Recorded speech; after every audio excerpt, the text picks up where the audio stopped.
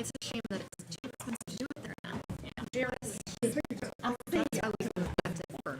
It's a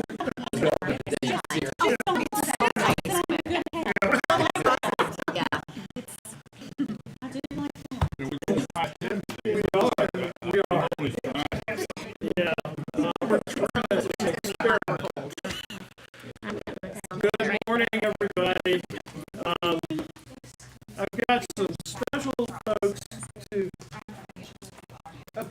Okay, we have an audio delay. That doesn't mean you can't talk. Look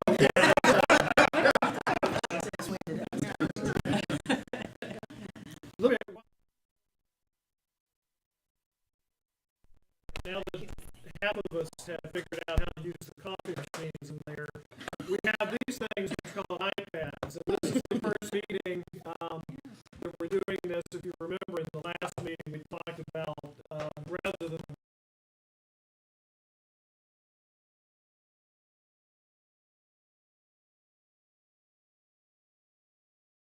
iPads, so I want to thank Richard and his staff for putting these together. So we have the whole package, which you've also received via email, but for your reference here, look, there's the agenda, it pops right up. So you should be able to just file for, if you swipe on it, you'll see.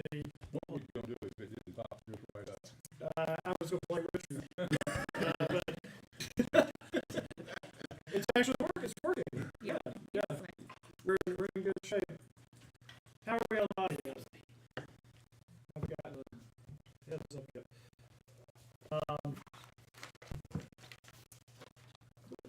This looks like a brighter, clearer, more crisp screen than before. I don't know. A new screen. It looks more vivid. We have Andrew both joining us virtually. And, all right. So you can hear us, right? Good. Okay.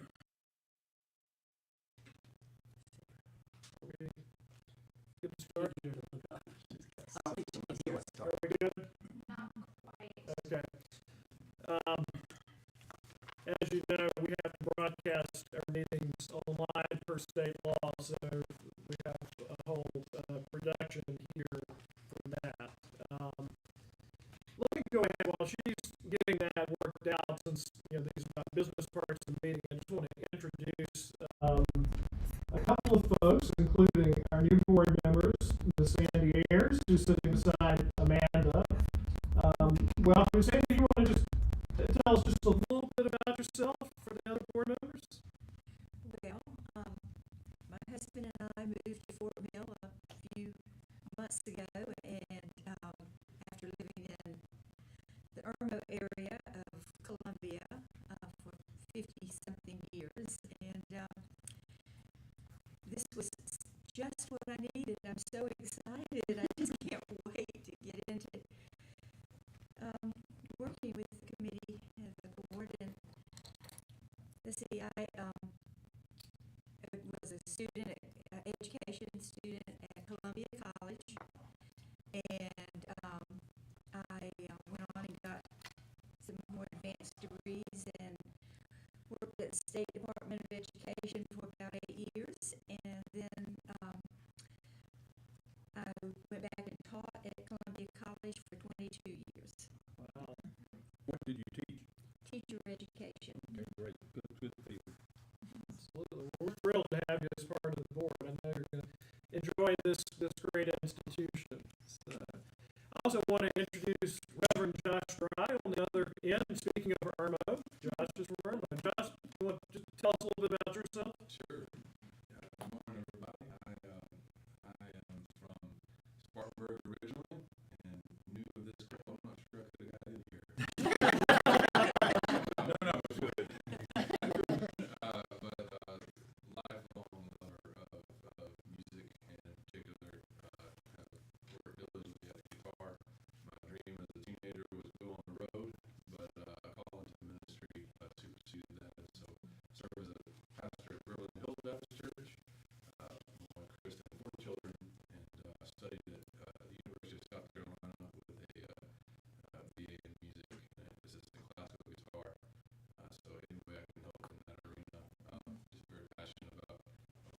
this morning, discipline and structure are things I wish I had at the ages that we serve here at this school. So I look forward to helping.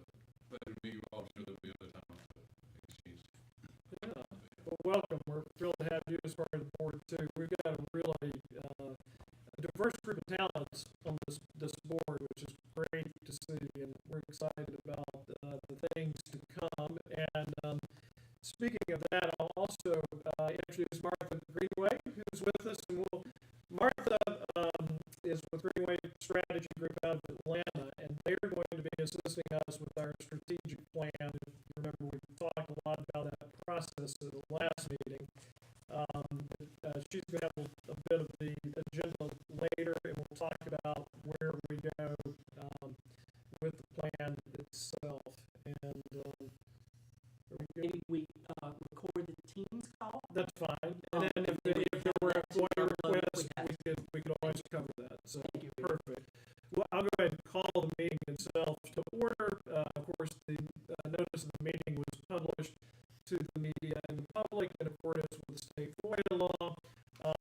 And as you now know, we broadcast these meetings online and record them per state law. So we'll that's a good solution. Ms. Beam is always good at coming up with alternative ways to keep things running around here, including the boilers and the chillers. Every time I'll just speak out and let me know, Ashley, in terms of who made what, but I think you got it. So, all right, Mr. President, All right. we're going to let you go and get started. Thank you, Mr. Chairman. Good morning again, everyone. Morning. Richard, are we able to get to PowerPoint with the technical? No, yeah, we're doing this here. Okay, great. Well, thank you so much.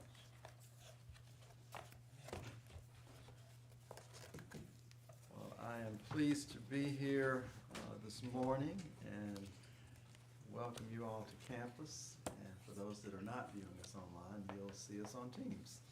And it's good to be here. You have my written report in your packets, and I think you'll agree that our students and the campus have made great progress during this current reporting period. Today I want to highlight a few items that I may not normally speak about, but certainly deserve some attention. Over the course of this semester, you've heard me and others say that now that accreditation and the 25th anniversary are in the rearview mirror, that we've officially transitioned into our next period of academic and artistic growth. And one might think that, we plan to relax and rest on all ours and coast a bit. But I think you'll agree, having read not only my report, but the reports of the vice presidents and others, that we are not in the least bit coasting. We are building and growing every day. And we are very much fulfilling that commitment to being the model for public education. So I just want to talk about a few of those things that are really outstanding that we may not talk in depth about, but certainly are part of the government school experience. And the clicker is not working. Oh, every time. So does it work now? Is it on? Well, there's no on button, but it's not working. So you may be the one advancing my slides for me. So We're in art school, so it's not a technology may be a little challenging. Well, that first slide that you just saw, if you don't mind advancing that for me, Mr. Jones. That's our visual arts and film students. They've traveled to Atlanta for the National Portfolio Day at the iconic Fox Theater. With this being a national event, our students had the opportunity to meet with counselors and admissions representatives and faculty from all over the U.S.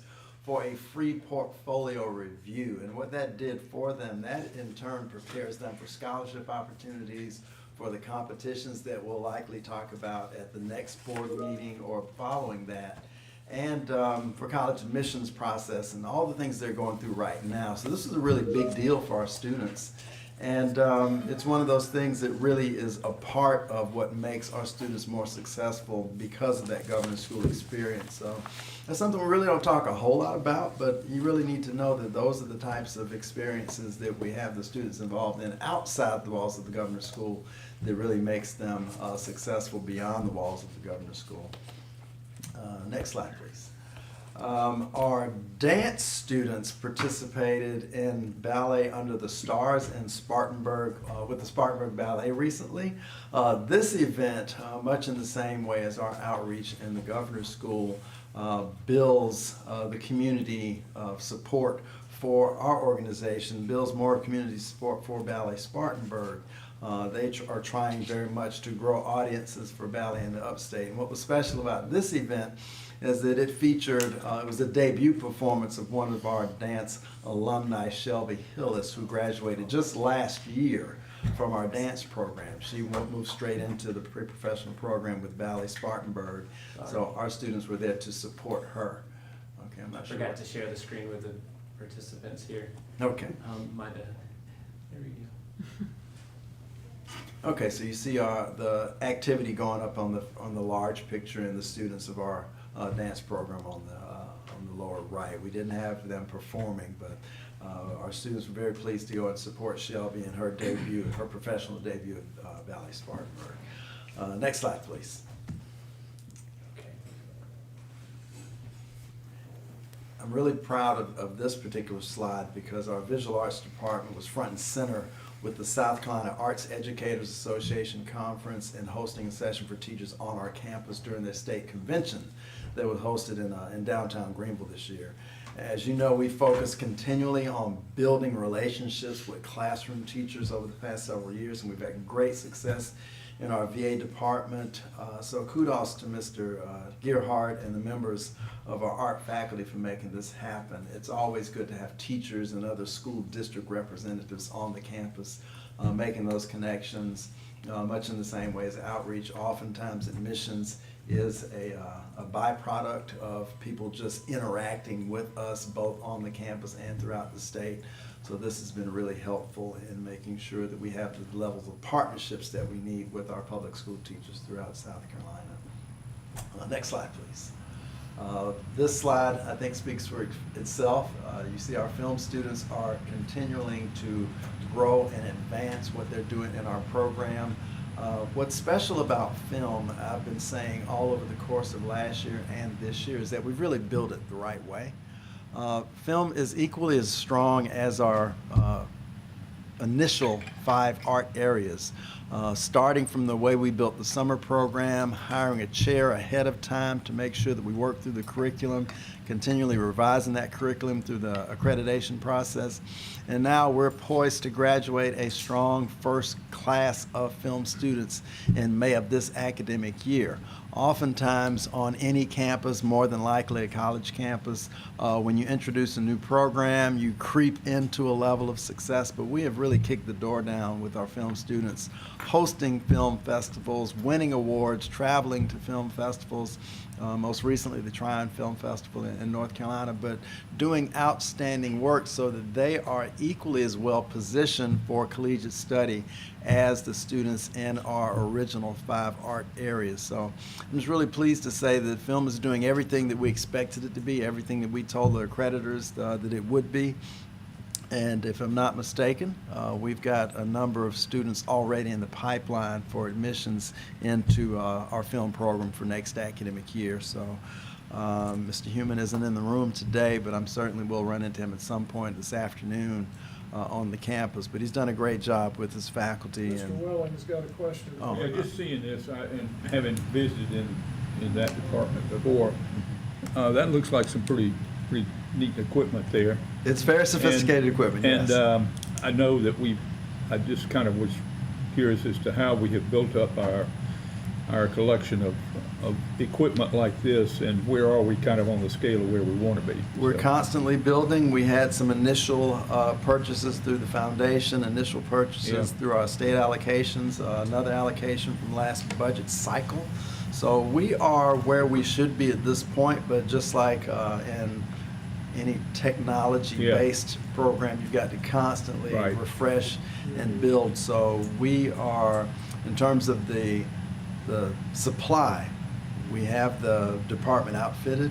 Yeah. The next big thing we really need to think about is space. Yeah. And that's as the we challenge. continually adjust space, we would love to Right. have the sound stage, and if we get the galleries, flexible space building fully funded this cycle, then we'll really be Yeah. perfectly positioned for. But equipment-wise, We are. we don't have any great needs Yeah. at this moment, so, Yeah, we Not had at some this moment. appropriated yeah.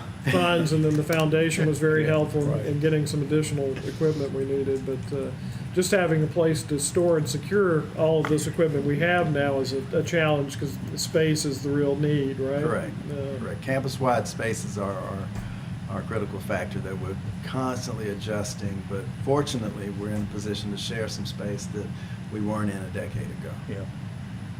Next slide, please. As many of you know, we talk about guest artists all the time. This particular year has been exceptional for us, with about 20 guest artists on the campus this semester. We've had an exceptionally strong semester, and this is so much a part of the Govey learning experience and showing students what is possible and what a career as a working artist might be like if they indeed choose that path. I chose to highlight these four, particularly because of the varied path that they have, or their background and how they've related to our students. The two ladies in the upper left and the lower right corner are long career artists. Sheila Goloboratko, I hope I pronounced that appropriately, is a multi-area visual artist. And Claudia Banak on the lower right hand is a faculty member at Carnegie Mellon, and being able to see ladies with long-term artistic careers, both in and outside of the academy, that's a career path that many of our students choose to do so, and do so very successfully. So having them spend multiple days on the campus working with our students has been really effective. Stephen Jones, a very young man, assistant principal bassist in one of the nation's top orchestras, Cincinnati Symphony. It's good to see someone like him come and spend time with our students, because he was one of those high flyers as a young man and has moved straight into one of our nation's most prominent performing ensembles for those students who want to pursue that path. And then Winston Wingo, the lower left-hand corner, his show was in the gallery when we had our last board meeting in September, and he is a homegrown South Carolina artist, studying at a historically black university, went on to international prominence, but still is based right here in South Carolina. He was one of the artists that Virginia commissioned to have a statue on the campus when the school was founded, and still maintains that connection not only to the governor's school but to colleges and universities throughout the state of South Carolina. So for someone from South Carolina who wants to have an impact in our home state, he is certainly a model of that. So I just wanted to feature these four individuals, but like I said, in the written report, we've even surpassed those that I've highlighted in the written report, with about 20 this fall semester. Next slide, please. I'm not sure how much you've known about the college application day. I know that Dr. Thomas is modest from time to time and doesn't necessarily wave her own flag, but I really wanted to present this slide today because of how effective this college application day is for us, and it goes far beyond the college application days or any type of college day that you would have on a traditional high school campus. It's incredibly effective.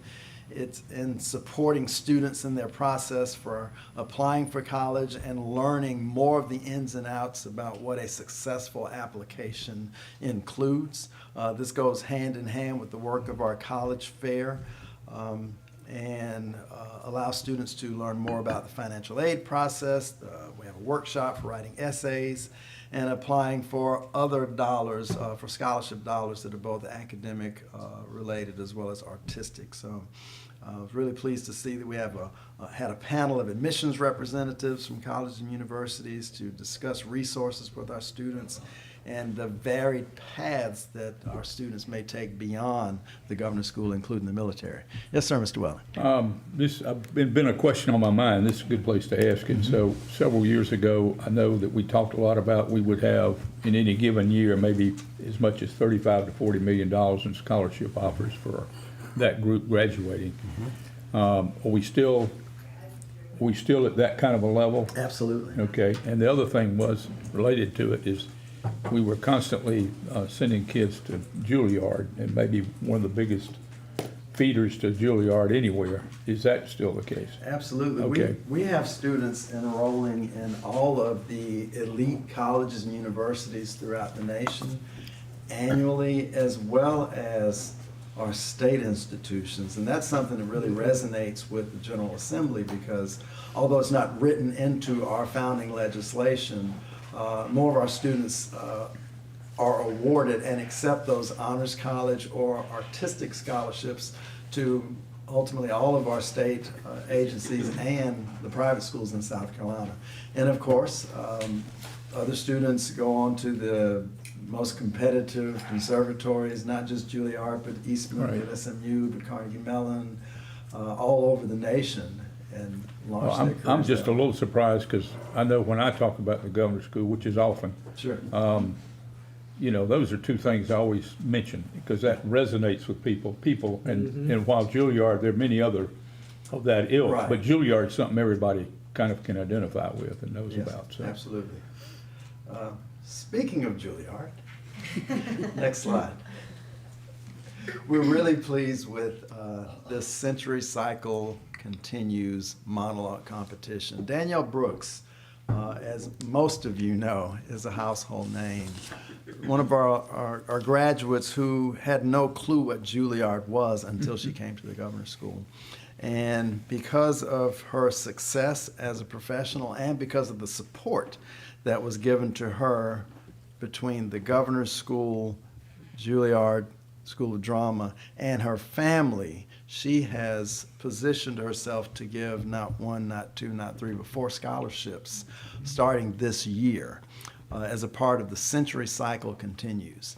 The Century Cycle is a cycle of plays by playwright August Wilson, who Danielle was introduced to as a student at the governor's school. It was a part of her audition that got her into the Juilliard School of Drama, where she was taught by students who were mentored and taught by August Wilson. So this is a part of her lineage, and that's why her monologue competition is titled The Century Cycle Continues.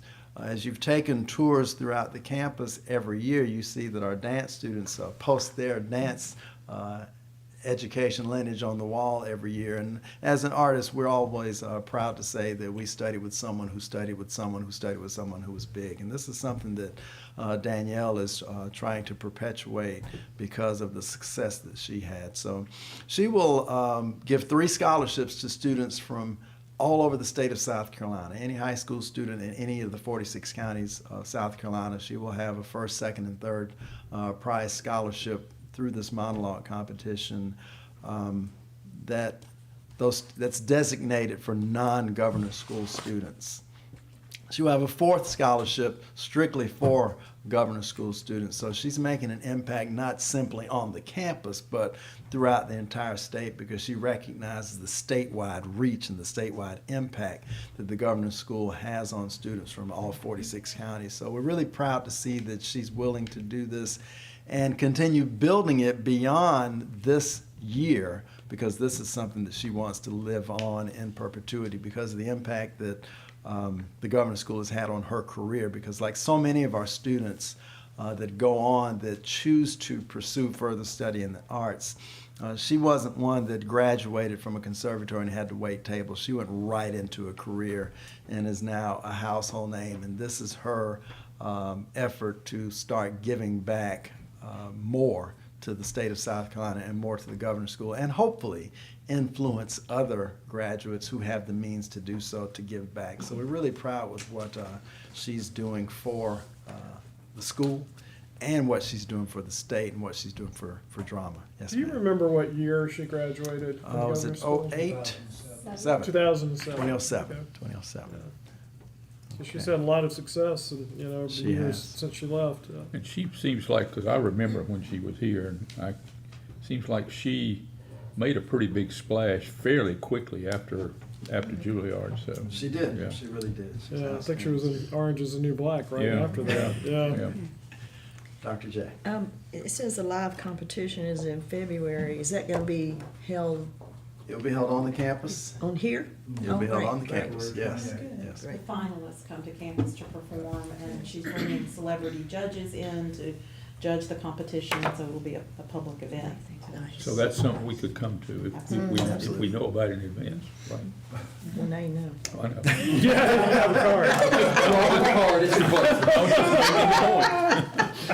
You can take leave the iPad, take the card. Next slide, please. We talk a lot about outreach and the impact that we've had throughout the state, and over the course of the last several years, we've impacted all 46 counties and over 160,000 for the last 2 years, and we're on track to cover all 46 counties this academic year. I know that will be a part of our work moving forward in covering the entire state, but I don't always talk about the excellence of our boots on the ground in outreach. We have Ms. Baker with us today, but I don't often talk about each of the individuals that work with Ms. Baker, and we were very pleased to see Melissa McCrary, our Outreach Spark Training Coordinator as an actor teacher, get a statewide award from the South Carolina Dance Association. This was presented in November, and I was pleased to be at the conference when she received that award. And what was really telling about her level of excellence is that not only was she awarded, but also one of her former students was the South Carolina State Dance Teacher of the Year. Ms. McCurry taught this young lady at Fairfield Central High School when she was a public school teacher, and this young lady is now at Eau Claire High School in Columbia in Richland 1. So it's just very pleasing to have this level of excellence throughout our campus, because we often uplift what we know about in the art areas on the campus, but to have her out and really building programs and being a statewide advocate and statewide artist scholar as a part of what we do in outreach is really really pleasing. If I'm not mistaken, she's only a couple of months away from finishing a PhD, and we really like to see all of our employees really doing this type of work throughout the state, as well as being great scholars in what they do. So I wanted to make sure I featured this slide today. Next slide, please. I know Ms. Beam will talk quite a bit about this during her Vice President's finance report, but I also wanted to mention that our meeting with the Governor's Budget Office was probably the most positive I've had in my 11-year tenure. Very supportive of our work, past, present, and future in requesting that we make an amendment to our budget request because of what they're projecting to be approved by the House and Senate. That is why we have the adjustment to the budget request that we'll go through in the finance report. But I did not want to sit down before mentioning how supportive and pleased we both were with the conversation that we had with the governor's office this year, and we hope that that continues on into the future. Not that they haven't been supportive in the past, but just the recognition that they gave to our work and how they wanted to guide us to make sure that we were approaching the next two hearings appropriately. So I'm very pleased the way that worked out for us. Next slide, please. If you are in the Lowcountry, there's a very special presentation at the Coastal Discovery Museum in Hilton Head Island where they are celebrating the works of our students over the course of the last 25 years. These are all of our alumni that are being featured. So please, if you're in that area, I'd love for you to stop by and see the work that is on display. We have had great support in Beaufort County over the years with the Beaufort County Advisory Committee. They are pausing their work after our last Songwriters in the Round event that raised over $100,000. They're passing the torch on, but I do believe that at some point we will restart that event down there with some newer members that they have kind of cultivated into taking over as other members retire. But really pleased to see this level of support in Beaufort County, and hopefully we can replicate this in some other counties throughout the state as we can find critical mass to support these types of fundraisers. Cedric, is this something we can see online or something, I'm not aware if it's online. I don't believe so. They really encourage foot traffic in that space. So if you find yourself in the Hilton Head area or just want to make a special trip, I think it would be worth it to see the work of our alumni in that space. And finally, one more, Mr. Jones. Multitasking, I'm sorry. As always, I like to present the performance and event calendar. This time, those circles that are featured are from our student show that is hanging right now. It is outstanding. If I'm not mistaken, the title is Kimono Dragons and Unicorns, and it's some pretty amazing work. So large works hanging on the wall. So please, if you have a moment, stop by the gallery, and of course, come to our remaining events for this semester. For those of you who were, Dr. Jaworski was at the concert last night. Outstanding choral, string, and wind performance. We've got dance this weekend, composer showcase this weekend, and quite a few left on the calendar before the semester ends. But we always love to have you on the campus and throughout the state as it fits your schedule. So with that said, I'm happy to take any questions about anything that I presented. Any other questions for Dr. Adderley this morning? All right. Well, just one. Yeah. Go back to the college application day. Mentioning that concert last night, I had parents on either side of students, and you know, it's always fun to talk to parents. Absolutely. And you learn a lot, and it was all positive. I just wanted to relay that. Thank you. They have seniors, one an alto singer, and then one was a cellist. So hearing what they're going through as parents, of course, visiting 6, 7 colleges, going well. Does the school offer, or is there a need even, any type of assistance to parents of how to navigate, just as we do student navigation of the application process?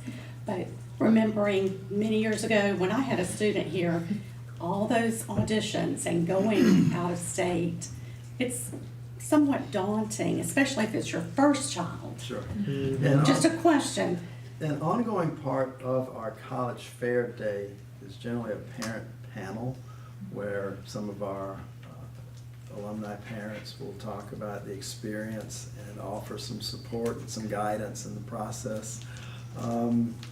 Beyond college fair day, I can't say, maybe Dr. Thomas can speak to this a bit about how they assist each other. We do senior conferences in the fall are parent inclusive. So when Ms. Mattress has her individual conferences with each senior, families join virtually. It's one of the great holdovers from our pandemic era.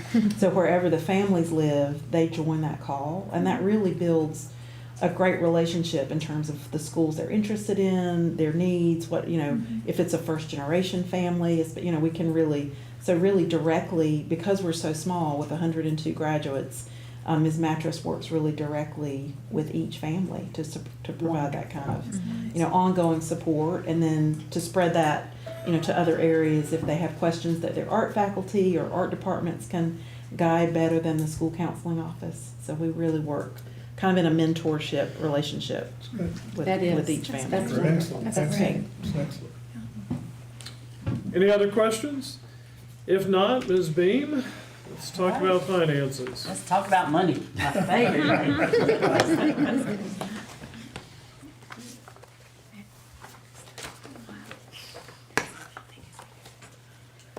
Thanks. I'm good. No, he's still. I'll tell you ahead of time.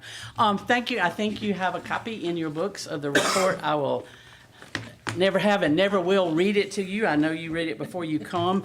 Facilities, real quick update is basically maintaining everything they can. We are warm. In most areas.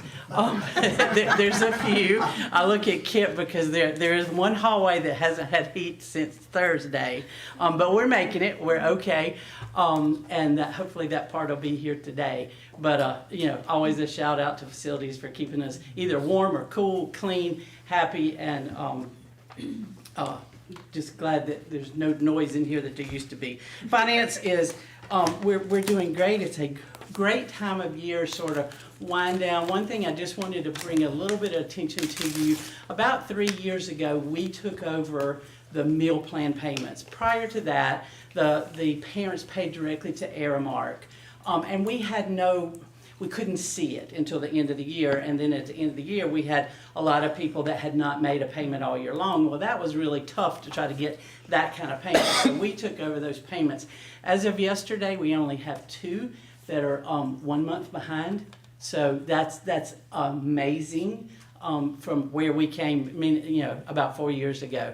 Again, could not possibly do meal plans without the foundation. We are so grateful for their support. It allows many families to be able to come here and not have to think about, how am I going to get my child there and how am I going to pay that $4,000 meal fee. But, again, that's not money that we make. That's money that's passed straight on to Aramark. But that's kind of where we are right now, finishing up the end of the, second quarter, and we'll go over the finance portion in just a little while. I did want to call your attention just a little bit in IT. They have just finished 3 massive projects. They are, and again, listed in there. One was Tenable 1, Cortex, and I won't begin to say all the letters behind it, and Proofpoint.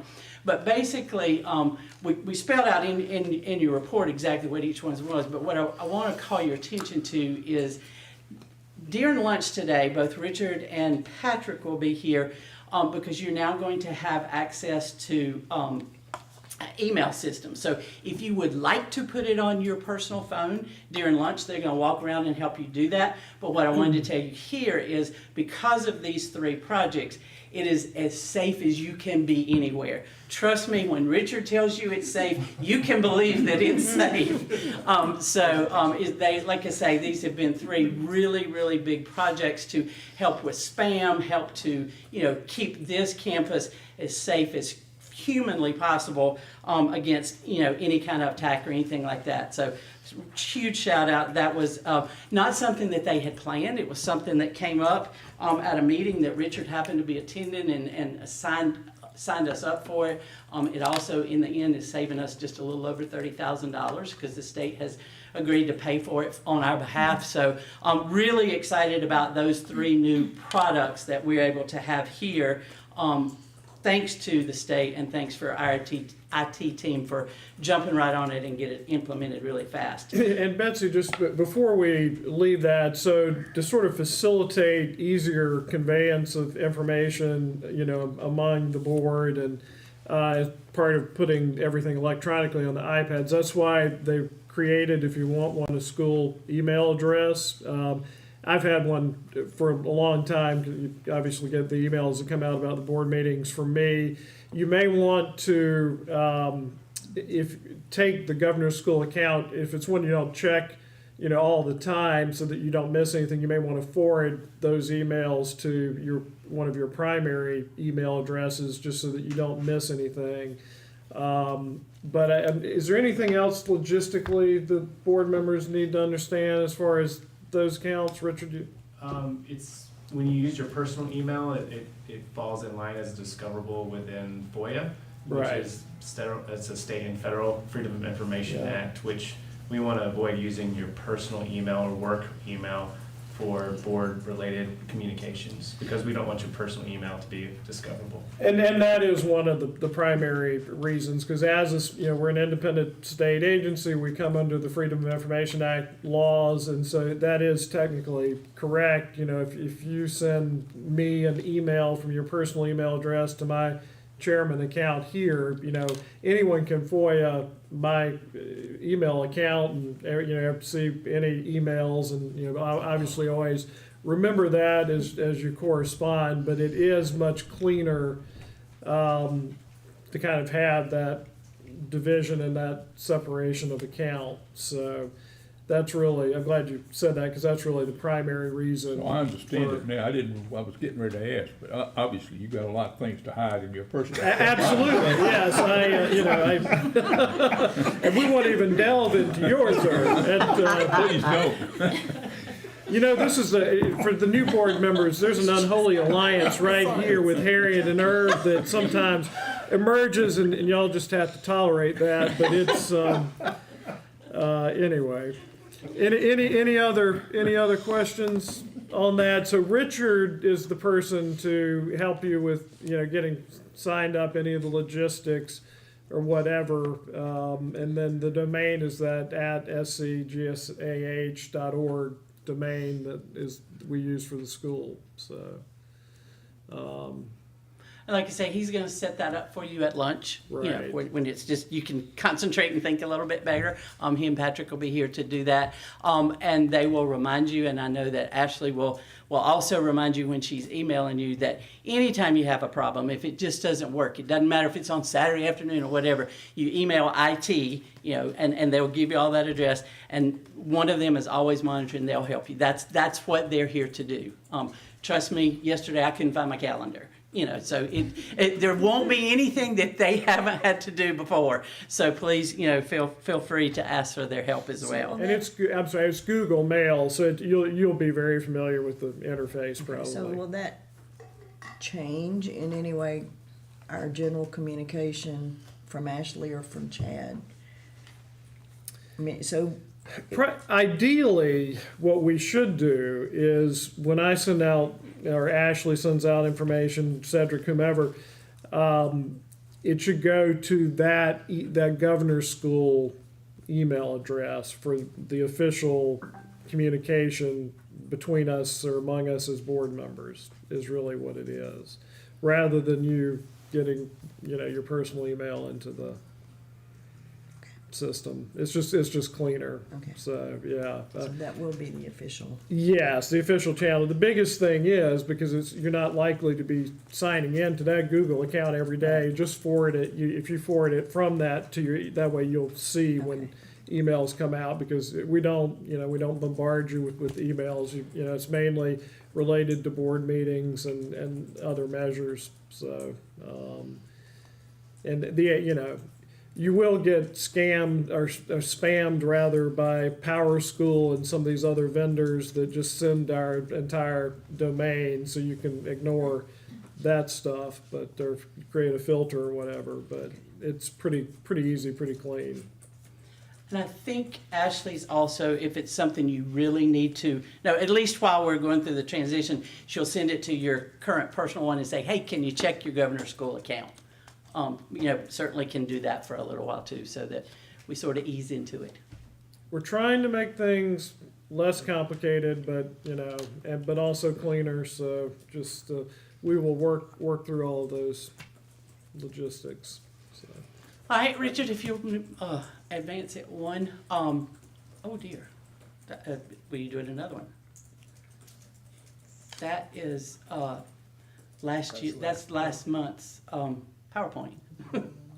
And our new chief as of last. Yes, it is. Yes. That's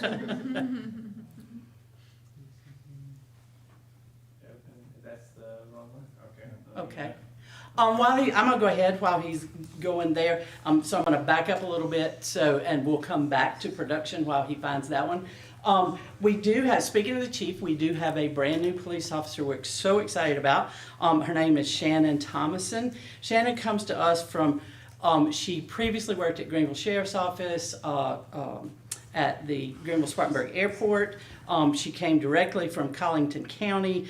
She started the School Resource Officers Program there. Has about 12 years of law enforcement. We are so excited to have her expertise, her history, just an amazing law enforcement officer. She happens to have a family member here.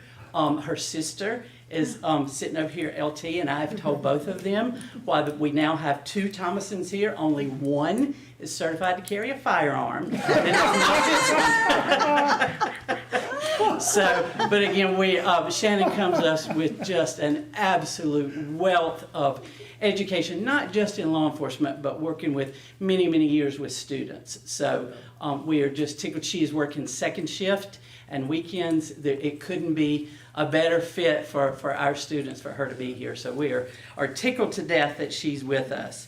Just for the benefit of our new members, so, we are technically an independent state agency. We have our own enabling legislation, and so, like all public schools, you have school resource officers that are sometimes staffed by the local law enforcement, sometimes the school districts do their own thing. We actually have our own little independent mini police department as part of being, that independent state agency. So that's what all this is about. Absolutely. And currently, just so you know, currently we have 4 certified police officers and working on the 5th position. So very, very happy that we're, can tell our employees, tell our parents, there are 4, soon to be 5 certified police officers here. Our public safety team does an incredible job, whether, it's a security specialist or a police officer. We're really, really proud of their training and their quick action to keep us all safe. I'm going to keep moving forward. We'll come back to production if we get it up, and if not, that's just fine. Want to let you know where we are with our capital projects. We have finished the gym renovation and upgrade. That should close out officially with Columbia by the end of this month. We are so excited. I think I told you last time, we've had our community meetings in there now. It is a gym, so it's not the greatest place to have maybe a presentation, but it's so exciting to see the excitement and be able to pull out bleachers and put that many people in one room. So that has been great for us. We're really excited.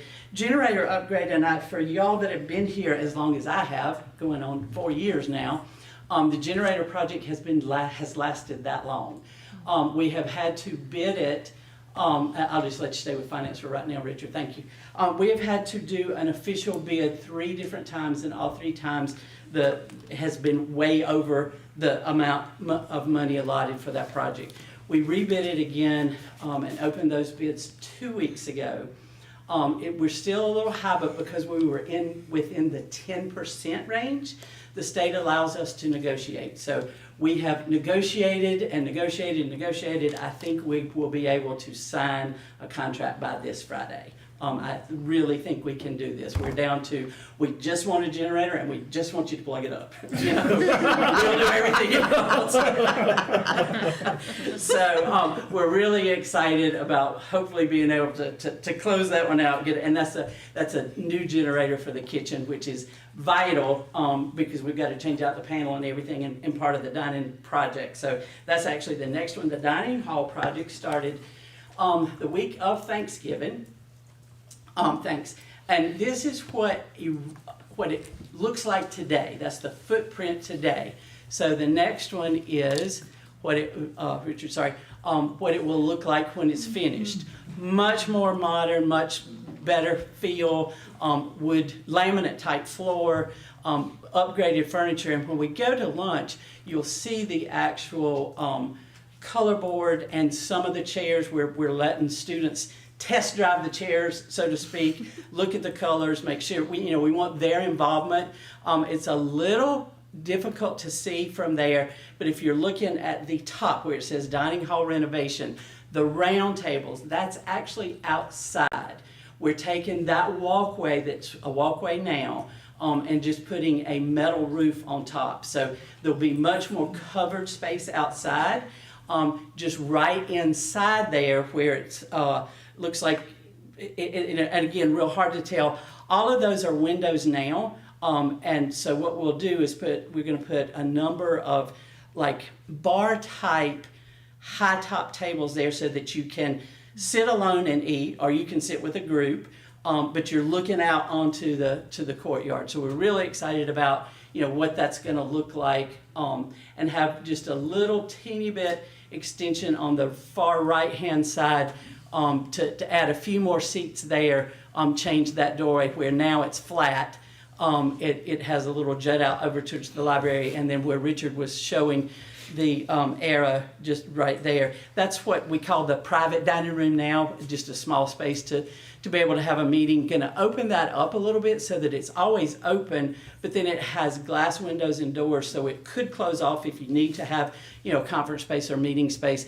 I know that Office of School Counseling uses that a lot for college representatives that, want to come stay and be here during the meal time so students can meet with them. So we didn't want to lose that space, but we wanted to be able to open it up to anyone as well. So hopefully a both and there. So anyway, the outside has been, the pavers have been pulled up, the bricks have been removed, so they're getting ready to start. The fence is up. We'll do the outside first. I'm going to do 2 phases. The outside phase will be basically doing the courtyard area, adding the metal roof, and then we'll come to the inside, hopefully February, March. Goal is to be through by the end of June. Betsy, is it going to make the courtyard feel any smaller or anything like that? I actually hope it feels larger, since we'll have almost double the seating out there. Yeah. Part of it will be under roof. We'll still have the other tables and chairs with the umbrellas.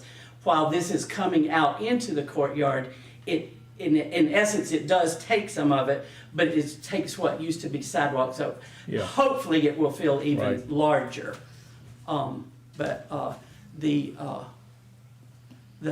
contractor, and I think I told you last time, is a local contractor out of Easley, J. Davis. So they have worked really, really well with us and understand that we don't want to lose any of the feel, the tradition, but we want to keep it that same courtyard Italian type vibe if we can. So they're working really close with us to do that. And then just quickly on the residence hall, just as an update, that will be a little bit longer process because of the amount of money involved in it, because it's hit the $10 million mark.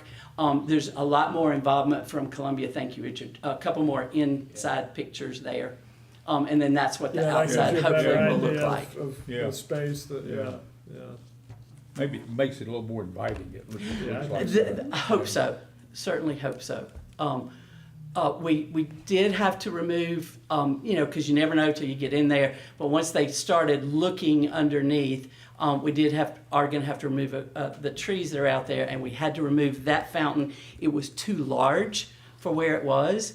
A huge shout out to facilities team. We did not have any idea that there was going to be such a demand for bricks from the fountain. So after they were literally already removed from this campus, facilities team was able to get 5 of them back. And the plan at the moment is to sell those and do that. The alumni have been very, very vocal that they would like to purchase a brick, and so have many of our employees. So the goal would be to try to take those 5 bricks and do some sort of sale, auction, whatever, during Alumni Day next year. So again, another shout out to facilities for finding the location of the bricks and getting them out, getting them scrubbed up and clean so that we could, allow somebody to have them. So again, we knew right before the construction that the fountain was going to have to go. So we'll figure out something and a way to put a smaller one back somehow. So that's high on the list for the contractor to figure out for us. But anyway, back to the residence hall. That because of the amount of money, the state engineer's office has to literally come up here, look at it, and then approve the pre-plans. So that's kind of where we are now. We have the 3 potential very, very, very draft drawings for the state to come up here and say, this makes sense, this doesn't, we could approve this. So that's the stage we are now, sort of a little bit of a hurry up and wait at that stage. So, Richard, if you can go back, I will go back to production for just a second. Couple things that happened this year that were brand new. For the first time ever, music and production worked together for opera scenes. We've been doing opera scenes for many, many years here, and what we did was we just rented the costumes for that night, or for those two performances. So music department partnered with production. Production this year made all of the costumes. So you can see there that those were the costumes that were made for this year. One of the things that was kind of exciting, because you want to hear it from the students, is Christina's team did a really cute video a couple days before, and posted on social media a couple days before the performance, and said, "What are you most excited about?" And several of them said, "My costumes." Well, you can imagine that was very, very exciting for a production department. So, just another shout out that we do have such talented stitchers and designers there that, other high schools will just never have that kind of talent that, we're so incredibly proud of. Next slide, Richard. This is the set from the devised, and it's certainly on YouTube, you can certainly watch it, but you don't realize how much building goes into a set. The production team built all of this, including they found one was a coffee shop, and they found a espresso machine. That one was a tire shop, and they had tires stacked up. But what I want to show you is what I was told literally yesterday. We're getting ready to start the build for film. Film department will start their filming early January. So they're going to take this same space and build the scene backdrop for the film department. What I was told by Sarah Steph yesterday is take this picture on the left and multiply it times 5, and that's your new set. So we're excited. It's ambitious. But that's what that department does, and it then enhances certainly what the drama department can do and what the film department can do to produce these kind of productions. So we're just excited to be a very small part, but production, very important part of the background of those performances. All right, Richard, we'll get to the right there. Thank you. Again, y'all had a copy. You have a copy of this. This is through October 31st. I'm sorry, I can't get it any later than that. They actually usually come out around the 15th. So this was the most current one that I can get for this particular meeting. If you'll look, I only put one thing in the yellow. That's probably always going to be in the yellow. That's our fixed charges. And those are things that we think we do the best we can to budget for, but there's always an increase somewhere that we didn't know. The insurance increased a little bit more than we thought, and some of the dues and memberships really drastically increased this year. And that is all kind of dues for either the agency. We're very careful we don't pay personal dues for anybody, membership dues, but agency dues. So in other words, if we can join music association and be a school, and every music teacher here can be it, then we will join as a school. So like anything else, they've just gone up a little bit more. Right at the moment, we've spent, or at the end of October, we had spent right at 36%. That's about where you want to be. Really, that's about where you want to be at the end of December. November was not nearly as expensive as October was, so I think we'll still be very, very close by the end of December to being at 50% of, your goal at the end of 6 months is you want to be right around 50% of your spend. So it appears that we're on target, and up above that is all of the money that we've spent on the permanent improvement projects to date, and then what we've got left. So we'll close out the gym, hopefully very, very soon, close out the generator, and then by early summer, finish the dining hall and be able to start on the residence hall. So are there any questions about the budget? Happy to answer if needed. All right, Richard?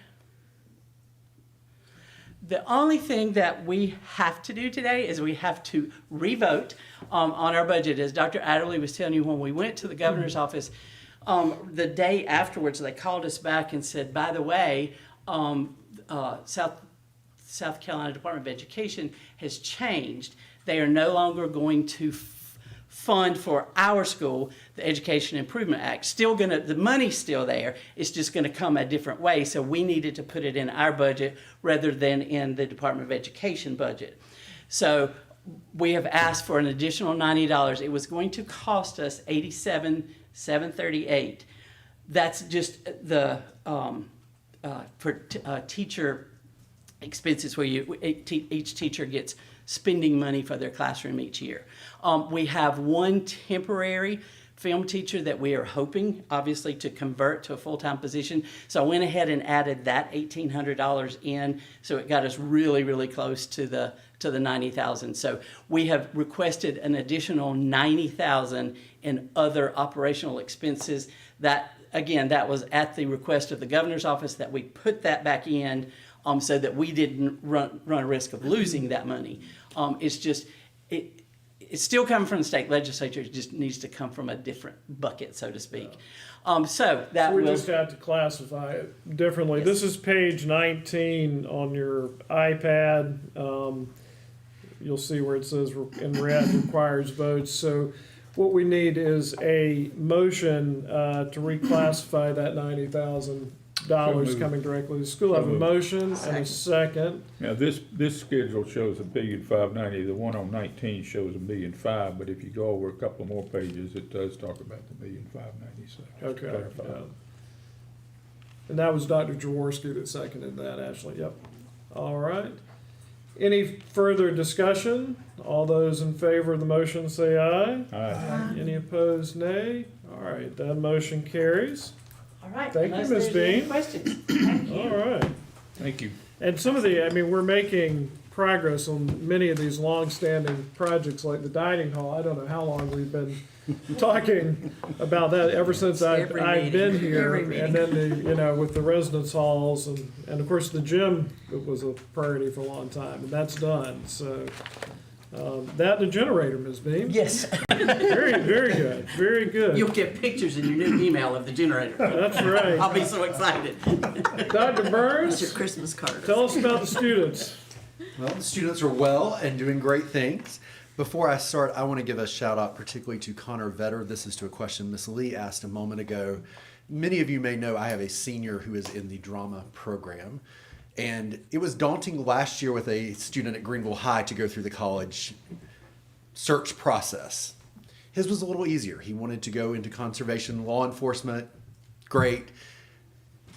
For a daughter who is trying to figure out, does she want to go STEM or drama, it's a particularly daunting challenge. And so I want to give a particular shout out to Connor Vetter, who is a member of our drama faculty, who has been instrumental in guiding Ella, but also in guiding us as a family. And so that is an example to the question, Ms. Lee, that you asked a moment ago about the support that the school provides.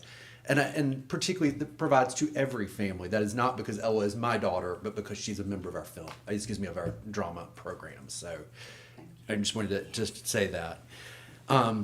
As we start, wanted to just share a few highlights. Much like Dr. Adderley and Ms. Beam shared, there are some things that are in the written report, but I want to highlight a few things. So Richard, if you don't mind just going to that first slide.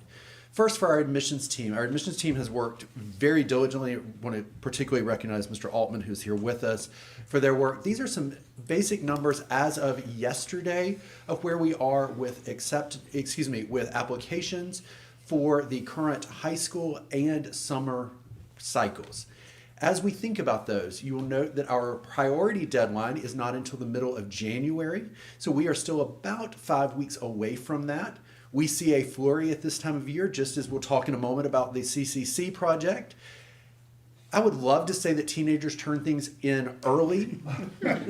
I would lie to you if I said that. That includes my own child and others. So we expect these numbers. They are growing daily. But I want to particularly call out a couple of things that are noted here on the next slide, is that at this moment, we have applications from every Senate district in South Carolina.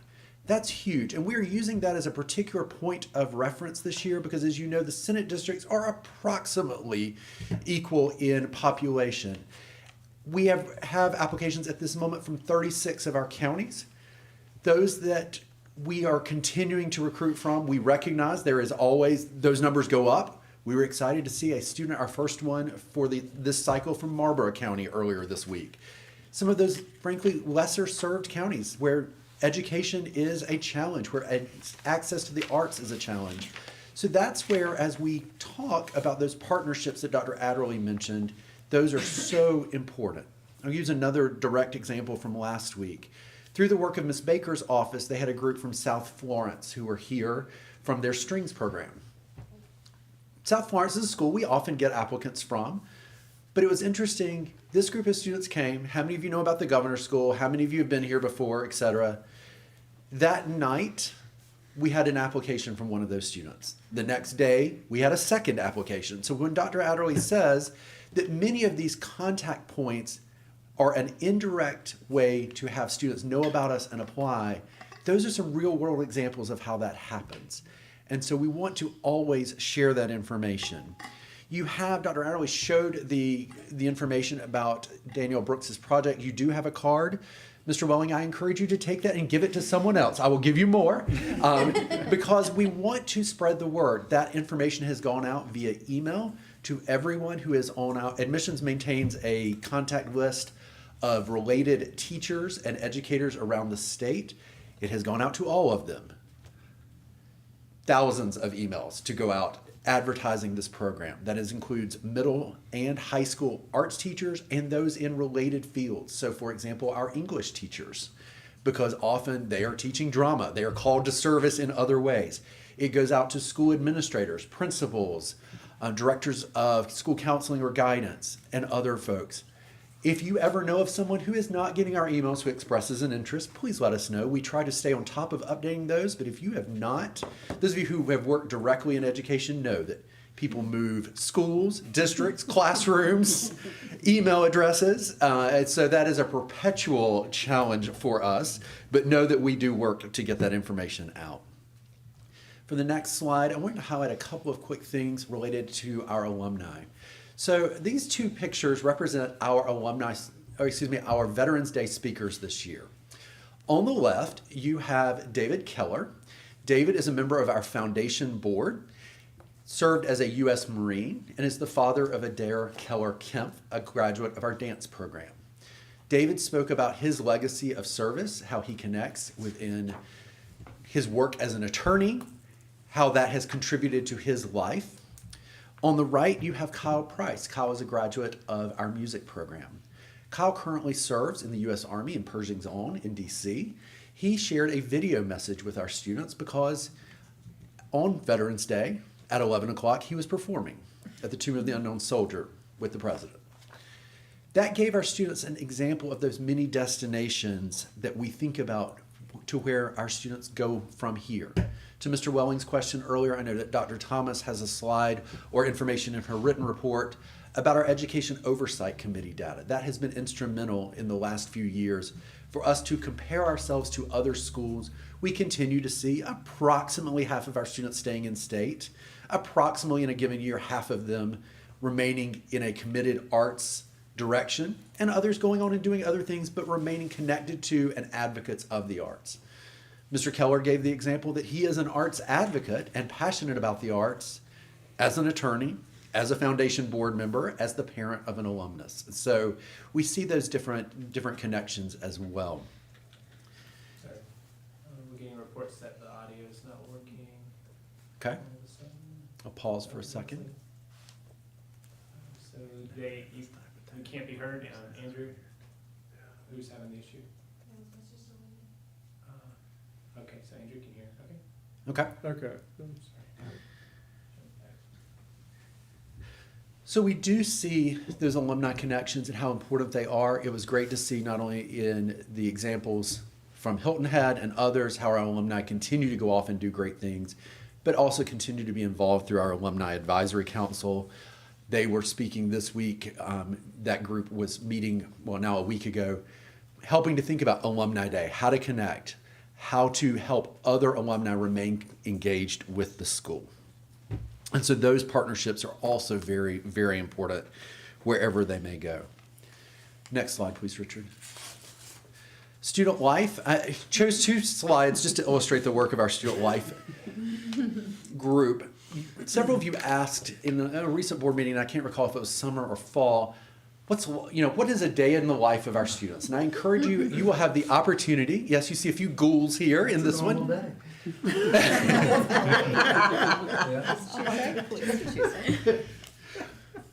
I will say nothing, Dr. Adderley. You will see a couple of things here for our students that I want to highlight. The first is you will have an opportunity at lunch today, and this is particularly for our new board members. There will be 2 of our film ambassadors. We have student ambassadors who help with tours, activities through our admissions team.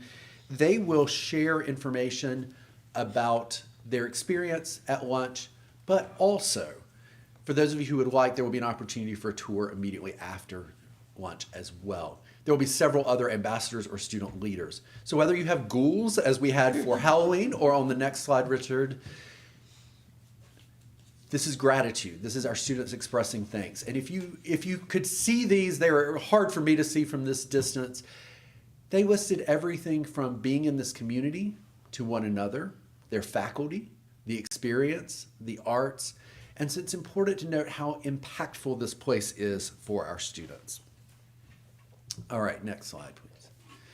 All right, the one order of business item for you for this report is our school calendar. This is a draft for your approval. It was included in your board packet in 2 different forms, a summary, a written summary, and then obviously the calendar at a glance.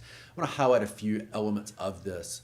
This was developed in great consultation with campus leaders who have understandably significant input into the development of the calendar, into the various permutations that might occur. It does meet the state standard of 180 school days, 10 professional days. Dr. Thomas's office has worked diligently to meet the adjustments in the law that occurred last year, particularly with the open days for faculty at the start of the year, as well as the distribution of professional development days through the year. This is a modified year-round calendar. In accordance with the law, we did significantly consult with families. We did 3 things for family input. 1, we sent a survey to all families asking them to give input on the calendar and how it impacted them, what they liked, what they didn't like, what they would love to see in the future. We did the same with employees. Our School Improvement Council discussed it at both their September and their October meetings. Our Parents Council discussed it at their September and October meetings. And then we took it to our student body as well through the Student Council to get input from all of those groups. We would all love to start later and end earlier. The math does not work for that. We would all love to maintain having the breaks. The math does work for that if we start a little bit earlier. So this calendar would require starting slightly ahead under the provisions for a modified year-round calendar, slightly ahead of the state school start date. But we think that is appropriate for a couple of reasons. The first, it does allow us significant breaks throughout the year, which our families resoundingly said was important to them. That time for their child to come home, connect, and be a part of family life in addition to Governor School family life. It allows us to finish by the Memorial Day weekend. And while that's nice from a personal perspective, more importantly, we recognize that many of our employees and our students go on to engage in other artistic opportunities in the summer, and that clears the deck for that. The last thing that we feel that this recognizes is that it allows us to have a calendar that meets the unique needs of this place.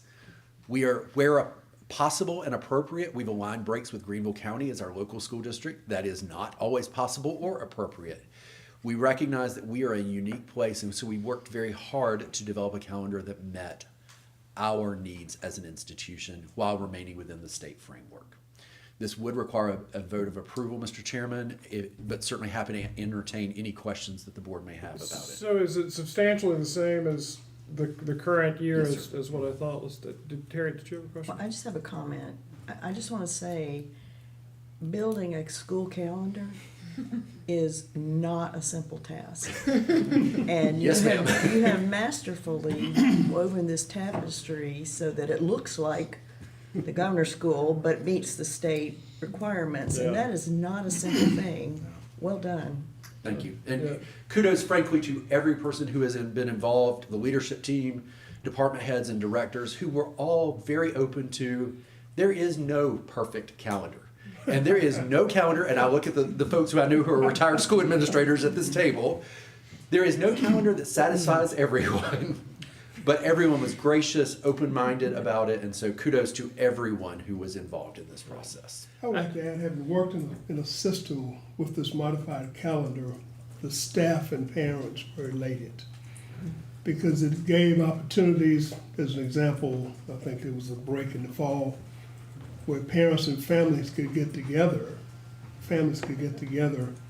and whether it was traveling and going to other places when it was kind of the off-season, and it was a great benefit. And the staff, I mean, it gave, I think the one that we put together was like, about every 9 weeks. It was kind of this 2-week break. It was a good time for break. In addition to that, the opportunity to also give additional assistance to students when they need it versus doing it in the summer later on. So it's just my experience. It's just been tremendous. And particularly as a residential program, those breaks are important for us so the students can go home. And I don't think this is in the iPad version. I don't see it. We have the calendar here. It looks like it begins on August. It's farther down. Oh, it's not. Yeah. Okay. What's that number? Page 60. Oh, page 60. Wow. You all are way ahead of me. Last page.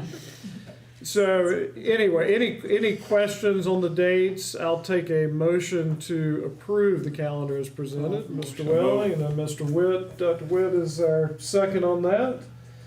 Any other discussion on the calendar? All those in favor say aye. Aye. Anyone opposed, nay? All right. All right. So you have your calendar. We didn't Thank you, change sir. anything, Dr. Burns. I appreciate it. All right. And Dr. Jennifer Thomas is our academic dean, and we'll start with the dean's report. Thank you.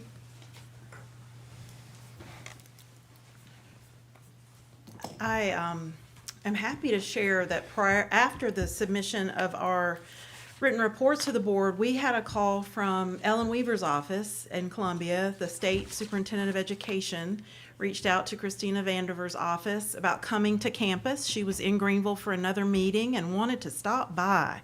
And we said, great. So last Thursday, we were really happy to welcome Ellen Weaver, and a board member, Sarah Cathcart, was part of her entourage, along with 2 other, yes, you were, that was an entourage, yes, ma'am. And 2 other representatives from her team. She met with the administration briefly here in the boardroom before Dr. Adderley joined the foundation board. It was quite a day on campus.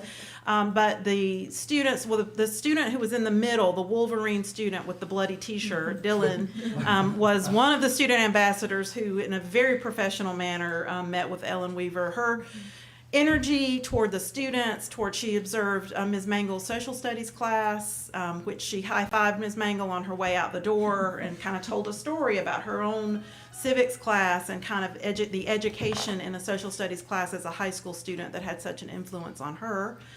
From there, we also observed the film department in the dark in Sacas Theater doing technical exercises, as well as some other, arts classes in the morning. The dancers were in floor dance studios, so that was beautiful. And then the beautiful thing, too, is that Outreach was hosting a field excursion on the campus from Spartanburg, and so there were lots of 5th graders, lots of 5th graders, in instructional spaces around the campus doing the 5th grade level of dance, film, working with our outreach team and with one of our film adjunct faculty members. So Ellen Weaver got to speak, up close and personal with young students from another district, as well as with our students, who everybody she stopped to speak with, she was just really so engaged with, what's your story, what brought you to the governor's school, where do you see yourself going from here? So it was a great day. They were here from 10 to 12. We stayed right on that schedule, but there was a right, Ms. Cathcart, we were moving it. We did. But big appreciation to everybody in the school who was open to that visit, and to the just sort of engaging opportunity. As many of you will remember, Ms. Weaver served on this board prior to running for office. So she removed herself from the board for political reasons during her campaign. But she found the seat at the table where she used to occupy during these board meetings. So my report, Richard, I'm sorry, I wouldn't have done all these animations if I had known you were going to have to be my advancer. I'm showing you I'm highlighting from my written report the collaboration goal. This is from our strategic arts plan that is part of our work with the ABC Institute and the Arts in Basic Curriculum Programming, a collaborative goal. Which is something that you all have seen as we've looked at that plan. So I gave you 3 examples in my written report. One of them is for the first time ever, co-curricular course. So built into Power School in the spring, students in film and visual art will be taking a class together, and it will be co-taught by Zach Inks and Kevin Human. So we've always emphasized collaboration, but we've never had a co-taught cross-disciplinary course built into the schedule. So the registrar, sent me, a fireworks message when he built the class. So we've really been celebrating the movement from what we know works well with partnerships. We know that art forms are collaborative to what we actually start to see as curricular programming within the school. The one I wanted to just show you some images from is the one on dance and photography because it is so visual. So Richard, the first image is photography. Haley Floyd is our photography instructor, and these are our dance seniors. So as you read, the senior showcase in dance in February is one of their big projects they work on all year. It's student choreographed, it's student costuming. The young underclassmen serve as front of house for the senior showcase. This is a photograph that Haley Floyd took in the studio. They've met multiple times. The visual arts photography concentrators who work with Ms. Floyd have had a unit on photographing dancers. It's a very specialized form. They're usually in motion, unlike in this posed photography. So it again has been a curricular emphasis in photography, and the dancers have worked very closely with those photography students. So the next one is also by Ms. Floyd, because they're stunning. The dance department is going to use these for publicity, social media, kind of other purposes. And then the next set of images are by students. This is by Essence Epps, who's a visual arts senior, and you can see what she has learned from Haley Floyd as you see that photograph. The next one is by 2 students who collaborated together for photography opportunities around the campus. And Elizabeth Wright, our dance department chair, and the dance seniors were just so excited to see what Emma Johnson and Jaden Che had done in a series. The next several are from the Johnson Che.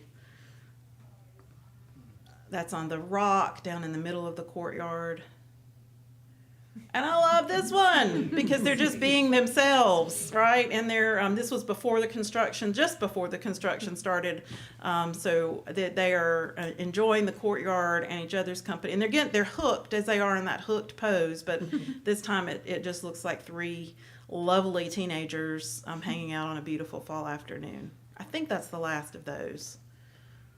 Yep. So my next item is just to refer you again to our school report card, our excellent rating of 95 score. I gave some background in my report. We had a data glitch. Several of you will remember that from this time last year, which the Office of School Counseling resolved, and that some of our data was showing as not testing students that we actually don't have in the building to test. So it was a glitch in that the end of course exam in Algebra 1 was taken when a student wasn't a student here. Or was a student from out of state or from a private school. So working with the School for Science and Math and the State Department, our registrar and school counselor have figured out how to correct that error. We have to do it manually, but that's fine. We now know how to do it, and we'll do it every summer.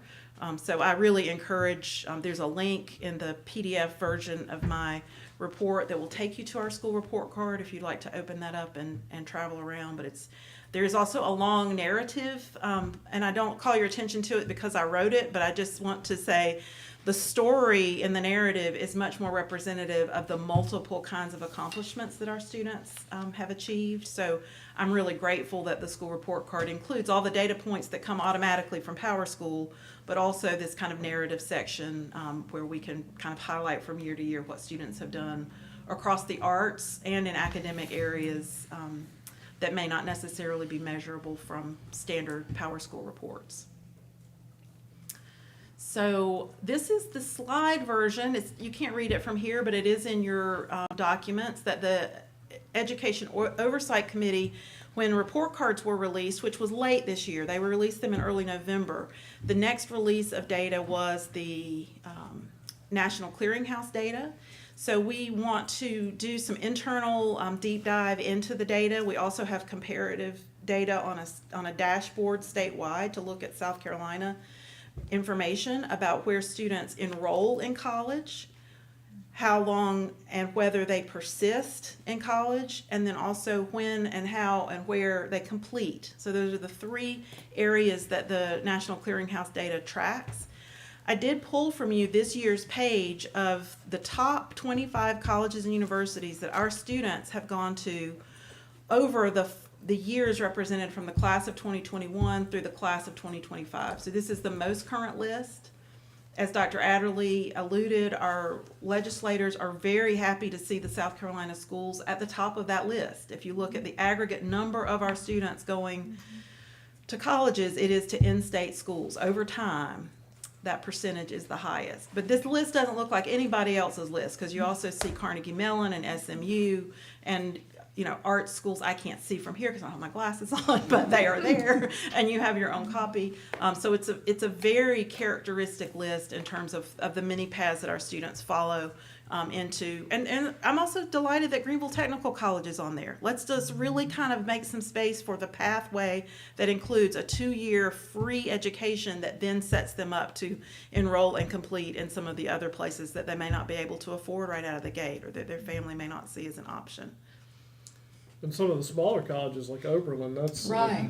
And I guess your brother's been recruiting on campus. I see Berkeley College. Berkeley College of Music is there. Berkeley College, and the more we certainly can dive into very specifics. Like when you see SMU, you think drama. Like why would Dallas, Texas be all right? But right. Very true, Mr. Chairman, about very specialized music programs at Berkeley, and Oberlin's very unusual kind of interdisciplinary liberal arts approach to artistic training.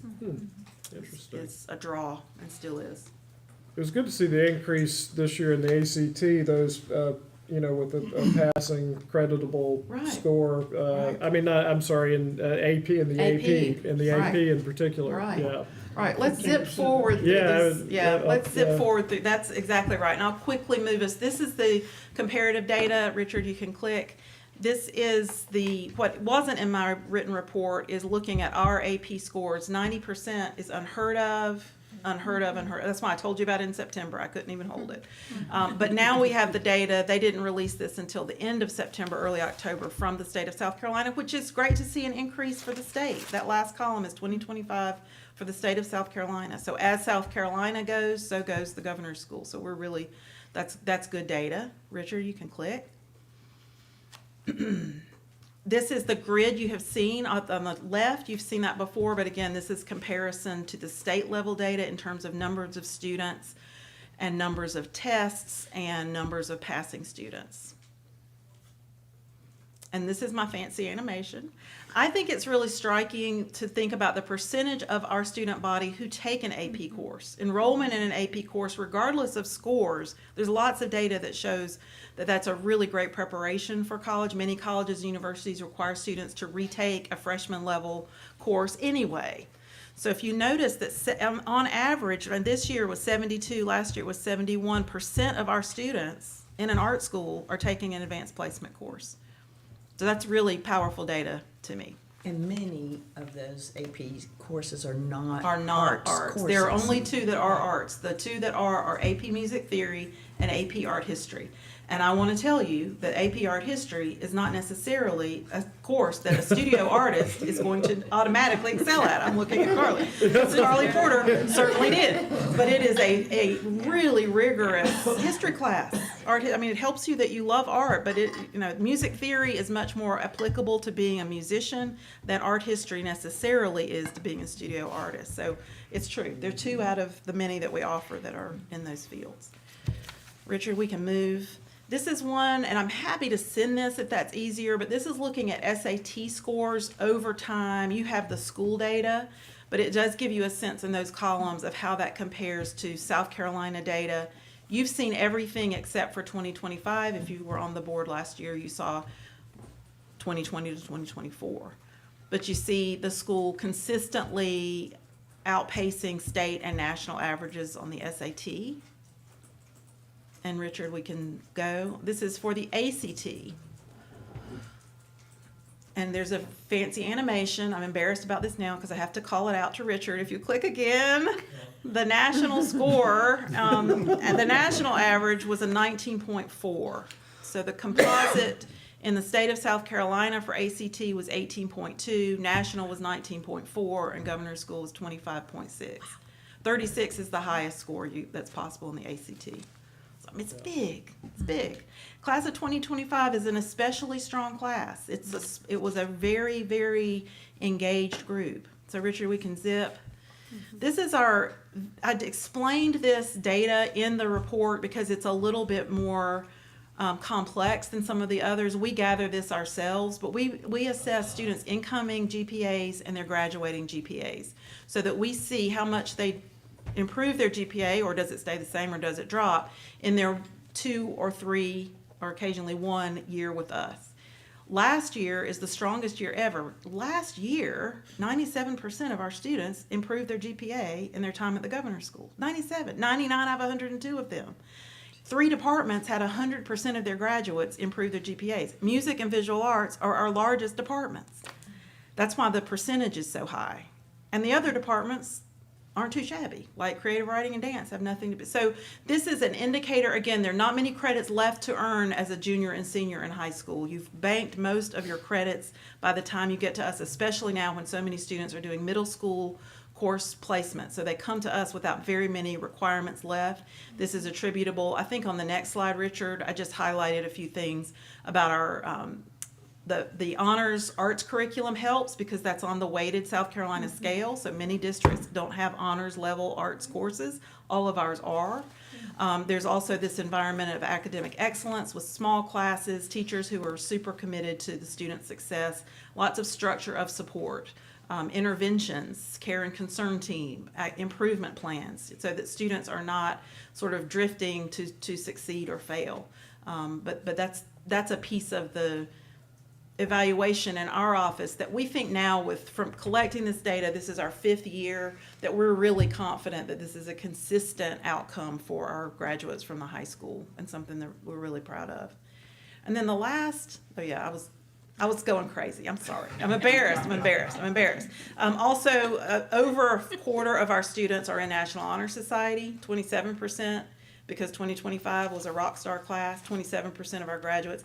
That isn't just GPA, that's an application, that's a faculty council review of their leadership service. There are a lot of requirements around that besides just having grades. And so for over a fourth of your population to be involved in that chapter, they meet regularly, they work hard in the community, is really significant. And so the last one is truly that. Great. I thought I had one more, but that's great. So that concludes my report on student outcomes, plus the collaboration and Ellen Weaver's visit. That is a terrific year, and we're going to give Dr. Thomas credit for increasing her PowerPoint skills exponentially. Passing that along. That's right. The A plus on that. Thank you. Any questions for Dean Thomas? Just a comment on the AP reports. I'm glad to see that it appears the reports generated by AP are better than they used to be, much more informative and are well articulated. But I just loved reading almost every single one. That's great. So yes, in advance you did have the subject score roster. Me too. Right. And Jordan Dantzler, our art history teacher, that was her first year teaching that class. So there's some other kind of underlying, there was training around that. But it really does represent, not something that didn't just happen. So it is another indicator. Yes, ma'am. And it's a nationally normed indicator, yes, which I think is critically important for these students. Absolutely. Absolutely.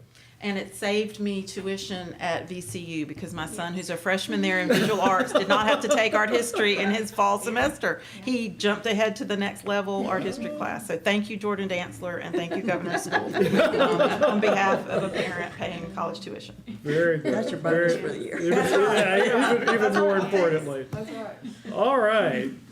Great report. We're going to move on to the foundation. I know Fane is online. Fane, is Amanda going to start, or did you have anything you wanted to start? I'll start while Okay. Can you hear me okay? We can hear you fine.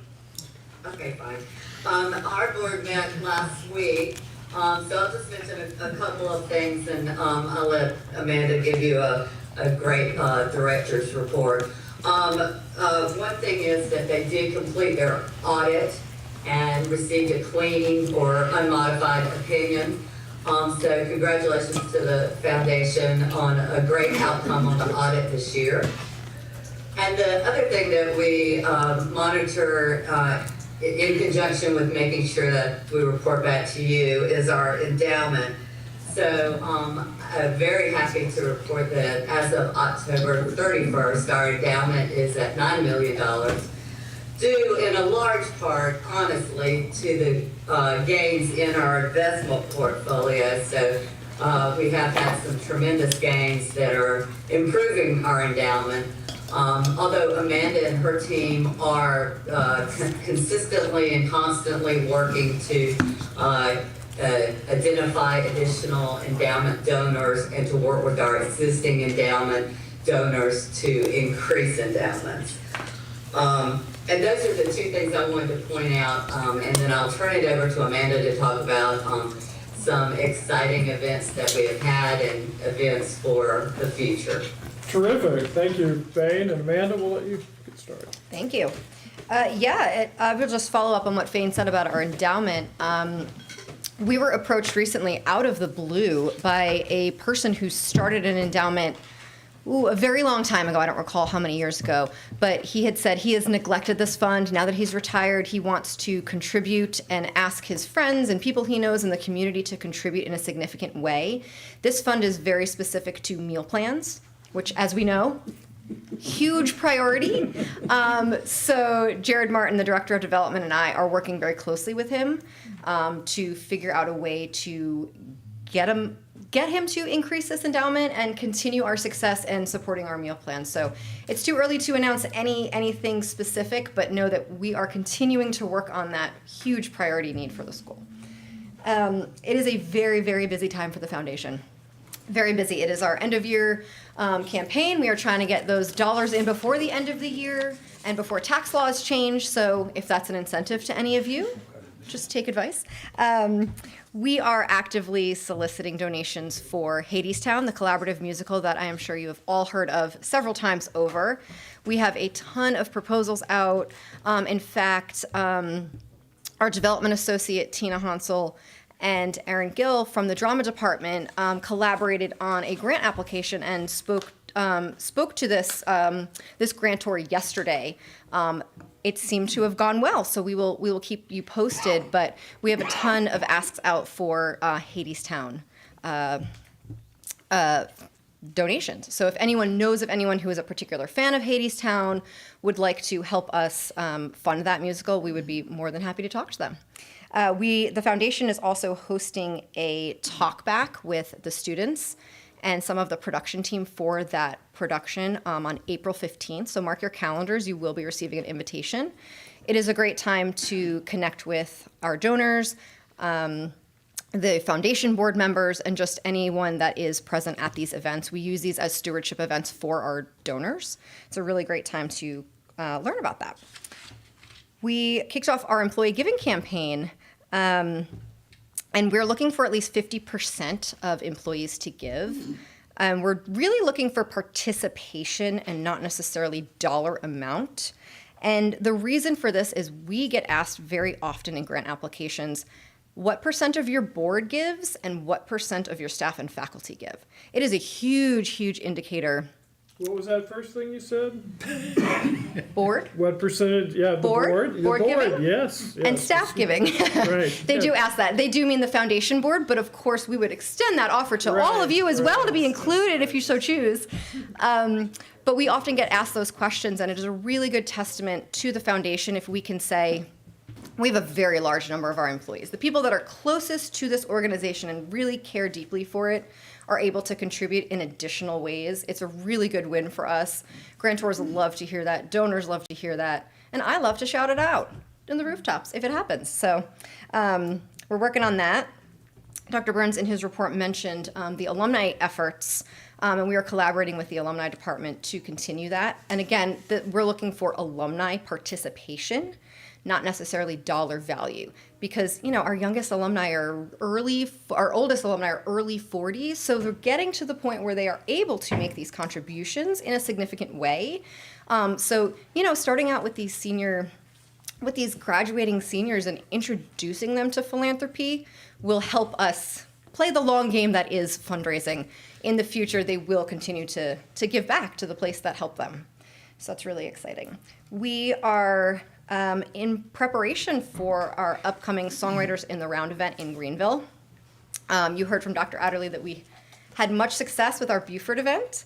We raised a lot of money, and there is talk to bring it back potentially. Everyone was very upset that we thought this was the last year, so stay tuned for that. But our Greenville event is really shaping up. We are working with Foundation board member and alum Stephanie Mundy Self to work on this event. Right now, we have secured 3 Grammy nominees to be part of the Songwriters in the Round, which is huge. I think that's going to increase our ticket prices, our sponsorship prices, which will in turn give more money to the school and to our students. So we're really looking forward to that. Mark your calendars for March 26th. You'll all receive an invitation, save the date, all of that information. If you know anyone who would like to sponsor, who's interested in this event to learn more, I'm happy to talk to you about that as well. And then we have a President's Briefing and Tour on February 20th. I would love to extend the invitation to all of you. If anyone in your circle is interested in learning more about the school, about the foundation, about how to help our students and teachers across the state, please send me their contact information. Dr. Adderley and I speak about the foundation and the school, and then give a quick tour. And really, we have found this a very effective way to get new donors and new board members, of which we are always looking for. So keep that in mind as you're thinking about your friends, your family, your contacts over the holidays. If anyone jumps out at you that might need an extra, connection, let me know. And then we are continuing to work on our strategic priorities. I know we'll talk about the school strategic plan in a minute, but the foundation plan is working well. We are moving through a lot of things. I had put a couple of highlights in my written report. Our donor retention rate is doing great. We've partnered with a marketing and PR company right now to amplify the message of the foundation and just really design new collateral, strengthen our communication, outward facing. And then we have been very pleased to continue collaborating with the school in a multitude of ways this year. Dr. Adderley and I are very, very impressed with the ways that we have connected. We've worked on several grants with faculty and staff members, a number of which we were awarded, but it was a great learning experience to work with other staff and faculty members. And then my staff and I are really trying to get out and be in the classrooms with the students, with the teachers, so we can bring those stories back to our donors. And then finding ways for our students to share their stories with our donors as well is really impactful for us. I'm happy to answer any questions. Any questions for Amanda? A lot of good things happening at the foundation. The foundation board, very engaged board over at on the foundation side. Any other questions? Thank you, Amanda. Appreciate it. All right. I want to make a note with the faculty council reports and the staff council reports. It's been sort of a perfunctory part of our agenda. And Dr. Adderley and I had a conversation after the last board meeting. We want to kind of refocus that to bring kind of more highlight certain faculty, certain programs, have maybe faculty member come in and talk about what they're doing, their successes, what they need, things that the board can really intersect with and help them with.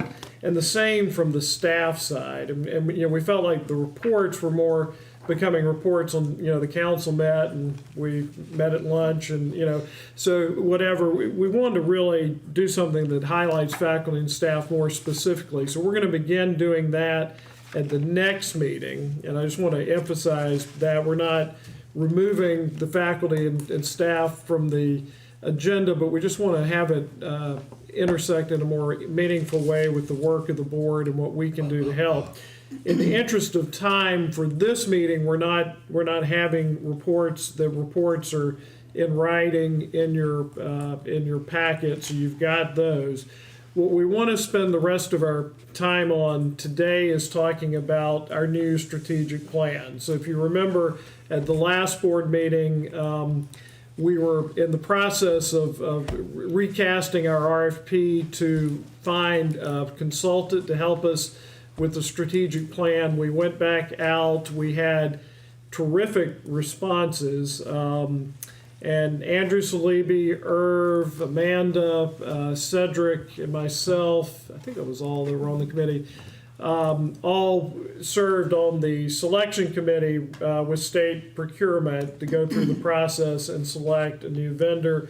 We interviewed the top 3 candidates. We had great responses.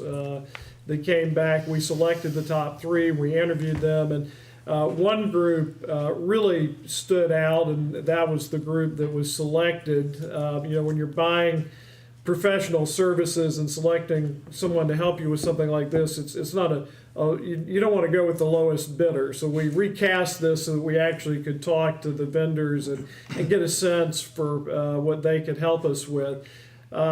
Martha Greenway is here. I introduced Martha briefly at the beginning of the meeting, but Martha's group is going to be assisting us in leading that process, which is really exciting. So I'm going to turn it over to Martha and give her some time to just tell us about her group and what they're going to do for us and kind of how we're going to proceed from here. And Martha, if you don't mind coming up here so the mic can capture you on the recording. Richard's loading your slides. Okay, Yep. and I'm carrying my computer so I can take some notes. All right. All right, well, good morning, everyone. Morning. I am thrilled to be here. I'm going to share a little bit of information, and then I'd like to use the majority of the time I have with you to get input, ideas, questions from you all. So we are headquartered in Atlanta. So I drove up this morning. It was very uneventful. So that was grand. That's what happens when you leave at 6 a.m. There are 3 of us that will be working on the project, and so I will be the project leader. My career is really divided into thirds. The most recent third has been managing this firm. Prior to that, I spent about 15 years with a very large public school district in Atlanta that surrounds the city of Atlanta but doesn't include the city of Atlanta. And if you're familiar with Atlanta, our school district was 78 miles from one side to the other, divided in 2 non-contiguous parts with the city of Atlanta in the middle. After negotiating the school district calendar, the second most difficult job is determining which students go to which schools. And we built, during my time there, 35 schools. And I was responsible for the process to determine who went to which school. So anyway, I'm no stranger to controversy. Not that I expect any of that in this process. And then the first part of my career was working with the United Way. So I managed strategic planning and program evaluation and the governance process for the national organization. And then I worked in Atlanta and in Columbus, Ohio. So those are some of the sort of experiences that I bring to this process. Stacy Walker is one of the other team members, and Stacy's experience is primarily around outreach and marketing and philanthropy. So she's worked for foundations, she's consulted with foundations. She also was in charge of engagement and outreach for the Ron Clark Academy, which some of you may be familiar with, which is a private school, but it does attract students from really across the state of Georgia primarily, but as the governor's school sort of sees itself as a model school to train other teachers, and also to use that model to impact students beyond those that it can actually serve directly. So she's got a lot of experience in more of the externally focused area, but she is also someone who brings a deep commitment to ensuring that everybody's voice is included in the process. And so that is something you'll hear me talk about as I sort of go through the approach that we'll be taking. And then the third team member will be a little bit more behind the scenes, developing survey structures and looking at data and collecting information on peer schools. And that's Fran Cowart. She has worked in a number of nonprofit organizations and also the SREB, which used to formerly be known as the Southern Regional Education Board, training teachers to use data. So she's very familiar with educational data systems, and she also is a graduate of Furman, so she's very familiar with the area.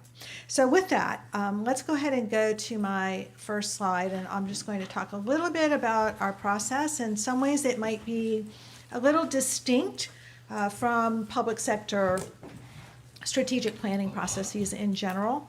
I should have noted that we as a firm have a lot of experience with public education. We also have experience with higher education, and in that have worked with a number of organizations around arts integration into the educational process. We've also managed state-level projects dealing with thriving children and educational systems across the state. So that's kind of what we bring. And we've also worked with a number of local, large nonprofit organizations around community impact and partnerships. And so we divide our approach into 3 phases. The first is analysis. And I'm going to talk here about our philosophical approach in these 3 phases, and then I'll share a little bit more about the details of how we do it. There's a gentleman named Richard Rummelt, who's a professor at UCLA. He wrote an article called The Peril of Bad Strategy, and then wrote a book called Good Strategy, Bad Strategy. But I won't bore you with the examples of bad strategy, but he does talk about 3 kernels of good strategy, which really align with our approach. And the first is what he calls the diagnosis. And so one of the most difficult things in a strategic plan we find is deciding, as he says, how to simplify the often overwhelming complexity of reality by identifying certain aspects of the situation as being the critical ones. So there are a myriad of opportunities for continuous improvement, for things that could be better than they are, having a growth mindset, thinking about students and potential. There's always things that we could do. But in order to have enhanced impact and really accelerate the organization, we need to boil this down to what are the biggest levers we have to transform our organization. And one of the things that is very clear to us is that you are poised for transformative work. The examples of excellence are so obvious. I mean, just here today from what we've heard, but also looking at your recent accreditation report. And so the question isn't, how do we continue to tweak things and fix the things that might bug us or would be opportunities to do a little better, but how do we position ourselves to have even greater impact, not just here on this campus with the students we serve, but nationally, internationally? How do we do that, and what are our greatest opportunities? And that's what we want to think about in this analysis, so that the strategic plan doesn't become, as Richard Rummelt says, a list of things to do, but instead becomes some core areas where you are going to choose to think about how to do your work differently so that you can really see dramatic growth in your impact. So as I said, it's a little different than some approaches to strategic planning, which often take, if you will, sort of the organizational chart and say, well, what do we need to do for the next 5 years in these areas, and these areas, and these areas? And then what you end up with is not really a strategic plan, but it's a mushed up set of operating plans and a list of things to do. Mm-hmm. So we want to think a little bit more about impact as we approach this process. So in the strategy development phase, the question is, well, if that's the impact that we really want to accelerate, then what are we going to choose to do differently in order to get there? So we have to have consensus about what that means, and we find a lot of strategic plans, which as Rumwalt says, mistake goals for strategy. So say we want to achieve this and here's our number and put that out there and then somehow expect everybody's going to magically figure out what they need to do to get there. But instead to really develop a strong consensus about we need to focus on this work. And then lastly, the action planning phase, which is figuring out what it is that we actually need to do with what resources and when, so that that will actually happen. And so if we go to the next slide, I'll just talk a little bit about the approach that we will be taking. So the analysis phase starts today. It actually started earlier when I reviewed a number of documents that Dr. Adderley provided to us. So we will be looking at the organization and assessing the current state, and we will be also looking at the external environment to understand what's happening in the state and also in the general field of education and arts education specifically, artistic careers, to understand where those opportunities lie. That will include a great deal of stakeholder engagement. And so in our proposal, we have talked about engaging students, all employees, alumni, external partners, and other key stakeholders, including the board, as well as parents in this process. And so we bring all of that information back together, and in February, we'll move into the strategy development phase. And this starts with an interactive session that involves representatives of all of the key stakeholders, where we share that information, we identify the key implications, and then we start to think about where are those opportunities for the future. We like to gear our strategic plans with educational organizations toward priority student outcomes. And so if we start by thinking about where in this landscape that is our school and our mission, where do we see opportunities to really accelerate the impact for our students? Because that's why we're here. And then the rest of the plan supports that, which prevents a strategic plan from essentially being a list of projects in search of a problem, which is what happens when you start by asking people, what do you think we should do differently? And so we will come to consensus around those priority student outcomes. And let me say that we use that term outcomes broadly. I know particularly when you're a public education organization, outcomes often mean test scores. So we mean student success broadly, however we might want to define that. And then we move into what we call strategic themes and objectives. We are happy to call these something else. We try to avoid the word goals because we find that people end up spending a lot of time arguing about what a goal is, which is not terribly productive. So if we think about strategic themes or areas of focus, those really represent then, okay, if those are the outcomes we want for our students, what are the areas of work we need to think about doing differently here in our school?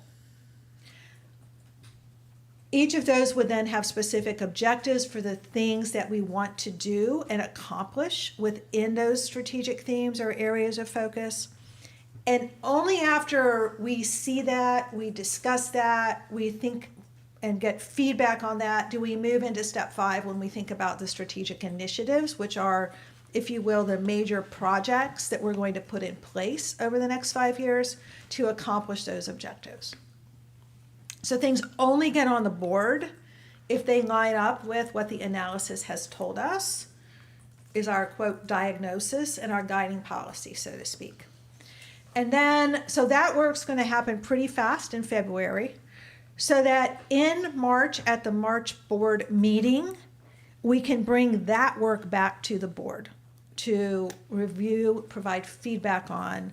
Once we have that, then we will move into the action planning in the rest of March. We will be creating action plans for those initiatives that the executive leadership determines are the ones that need to launch first. So that's another key thing that we've learned in this process is if you try to march forward on everything all at once, you end up taking a lot of baby steps across a wide range of things. And at the end of the plan, you haven't really fully absorbed or internalized any practices. And so we want to think carefully about what is the cadence with which we're going to implement these initiatives. And we'll develop the detailed action plans for the first set, because we've also learned it makes no sense to develop a timeline and a budget for something that we're not going to do for another 3 years. But in that process, we will use tools and protocols that we'll leave with the school so that you can repeat that process after we're gone. We're big about involving everyone in the process and making sure everyone's voice is included, and also with building the capacity of the organization to implement the plan once we're finished, once we're out of the room, so to speak. And then lastly, we will leave you with an assessment plan, which includes both performance indicators, but also, I think more importantly, is a monitoring and review process. Because the one thing we know about a plan is it's not going to go to plan. So we're going to get stuck, there's going to be resistance, there's going to be competing priorities, there are going to be resource constraints. And so if we don't have the discipline to monitor the plan and take corrective action when we run into these inevitable issues, things just peter out. Sort of they kind of die a natural death for lack of attention or energy that has to go elsewhere. And this is an executive responsibility to make sure that when things get stuck, there is a commitment to problem solve and move things forward. So we have some tools and protocols around that we will also be sharing. So as I mentioned at the beginning, it's a pretty quick timeline, but that's this is actually a little longer than what you all initially requested. There was some initial thought that that the project could be completed by the end of January, but our guidance was that December is not the world's greatest time to try to engage people in a strategic planning process. So by stretching that to January, then we need a little bit more time to get to the end.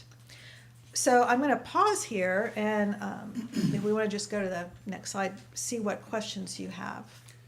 And just on that point, we're much more interested in the quality outcome than necessarily just rushing it to have a perfunctory plan in place. So, in kind of coordinating with Martha and her group, I think this timeline, it's still a fairly short timeline to accomplish all that we want to accomplish, but it gives us enough time to get it done. We are obviously in this process because we have finished the prior strategic plan. So, that's the perfunctory part. We have to do another one, but we really are looking for those special elements that help us raise the bar, look externally at some analogous schools, get some examples of some other programs that we could learn from and maybe adopt some new themes. And I had a discussion with Martha when she came in this morning. I said, the good thing about this school is you're at a great starting point. We're not trying to solve some huge conflict among the board or within the school or solve a huge resource problem. We've done very well, and we've got a lot of things going right. We just want to look at how we can do even more, and that's what this process is about.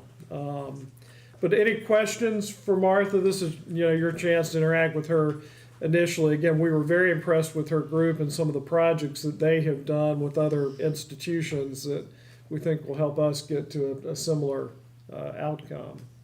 Could you be a little more specific about how you see the board participating in this? Yes, and I'd be interested in your thoughts on that as well. But what we discussed earlier is that I think when we complete the analysis and we have our session to do the ideation around this, what we call the strategic plan framework, I think it would be appropriate for representatives of the board to participate in that along with other stakeholders, and I would suggest certainly faculty and staff and students, possibly alumni in the area, to bring maybe some partners, but have a representative group to work on that.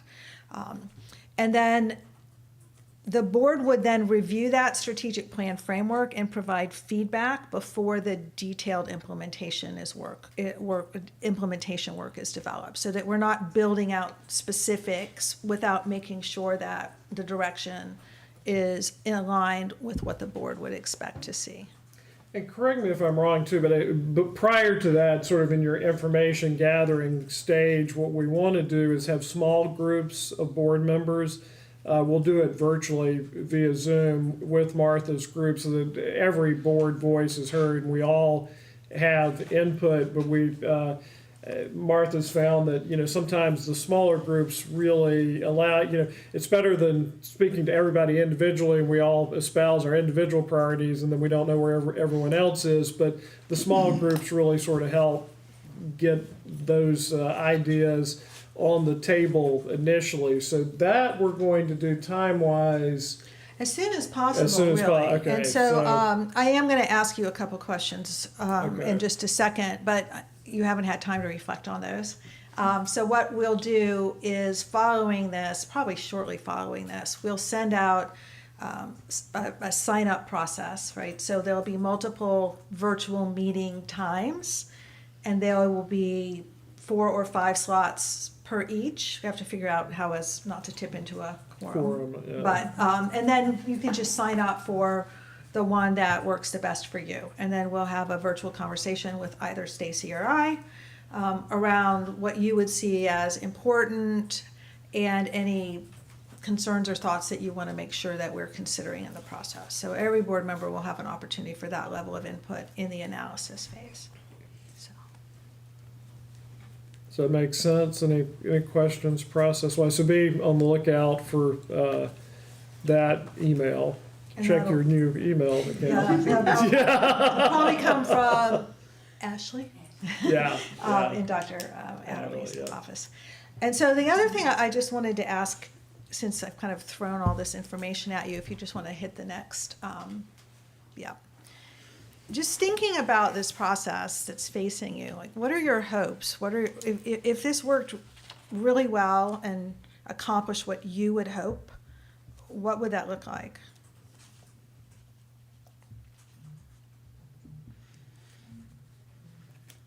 I know you got an opinion on that. No, you were looking for She wants some feedback. Okay, Yeah. all right. Hopes for the process, Because I have thought about this a lot. And I think we do a great job here at the school. I'm sure we can do things, you can always do things better. But I think where we have a lot of opportunity is to help our graduates be more successful in terms of getting in the right places, in terms of getting support, in terms of getting opportunities, all that sort of thing, but going beyond the school. And it's not that we're doing a bad job there, but I think we can do a lot more, so. Maybe defining success of the graduates, not just, we tend to, our data often tend to stop with, okay, we sent them to Juilliard. Okay, well, what, some of them like Danielle, we know what happened, right, what the outcome was, but we don't necessarily know for all of our students and all of the programs, what does that look like in 5 years or 10 years, kind of after they leave. So I think that student looking at that, what we can do to facilitate that student success even farther out the timeline. So for a little bit more example, I know I had a good conversation at our gala with, I can't remember his name, but a Govey here that's living in New York now. Yeah. And anyway, I was asking him a lot of questions, and I just felt like we could do some things to help him have more connections with people, to give a greater community of, not just of Govey people, but of people that can help them, that we could do things to help that along. And that's probably just the tip of the iceberg. But that's good. Anything, other hopes as you think about it? I think the success of our students is certainly a paramount indicator, but success of the school is that and more. And even if we look back at our charter, our original charter, I haven't read it recently, but I just wonder if there are ways to be exceptional as it relates to that charter. We've done so much more, especially since Dr. Adelaide's tenure, to reach other parts of the state and to do things beyond the walls of these buildings. But if you look at just our test scores, we're hitting a ceiling. We're gonna hit a glass ceiling there. And that's not a bad thing, but there's only so much more improvement to be made in that regard. Or even in acceptance to colleges and universities, we go beyond into the careers, we go beyond in other ways. I just think we have to look at a bigger picture of the school. Right. That reminds me of the conversation last night with those two separate families. And the question was asked to me, well, two daughters, two sons, two daughters, one graduated from residential, the other was summer. Are they still in the arts? It's almost as if they were equating success, or are they still performing? And I wanted to hear their comments, and we had a wonderful conversation. And it led me back to the core academics. My degree is in music, so I asked them what the experience has been, these core academics and the strength and success and their viewpoint, parental viewpoint of the education their students are receiving here in those core academics. And then, of course, we can measure apples to apples and oranges to oranges. And it was extremely positive. That leads to our graduate success. How do we even define that success? Not just our performers in those individual art areas, but their life success, their career success, their supporting financially of the arts through their careers, their public service in government success, art success. This opens up a lot of good conversations. It does. We obviously are needing to concentrate on what happens within these walls, within their 4 years or their 2 years. But that's just 2 to 4 years of their lives. Other thoughts? Other thoughts? I was thinking, excuse me, with Danielle Brooks, as I understand, had no idea that there was such thing as an art, as a government school. And what it's done for her career, and now we're seeing it on the other end, how she's reaching back. That as we continue to grow, and I know right now that we're being very successful in reaching out across the state.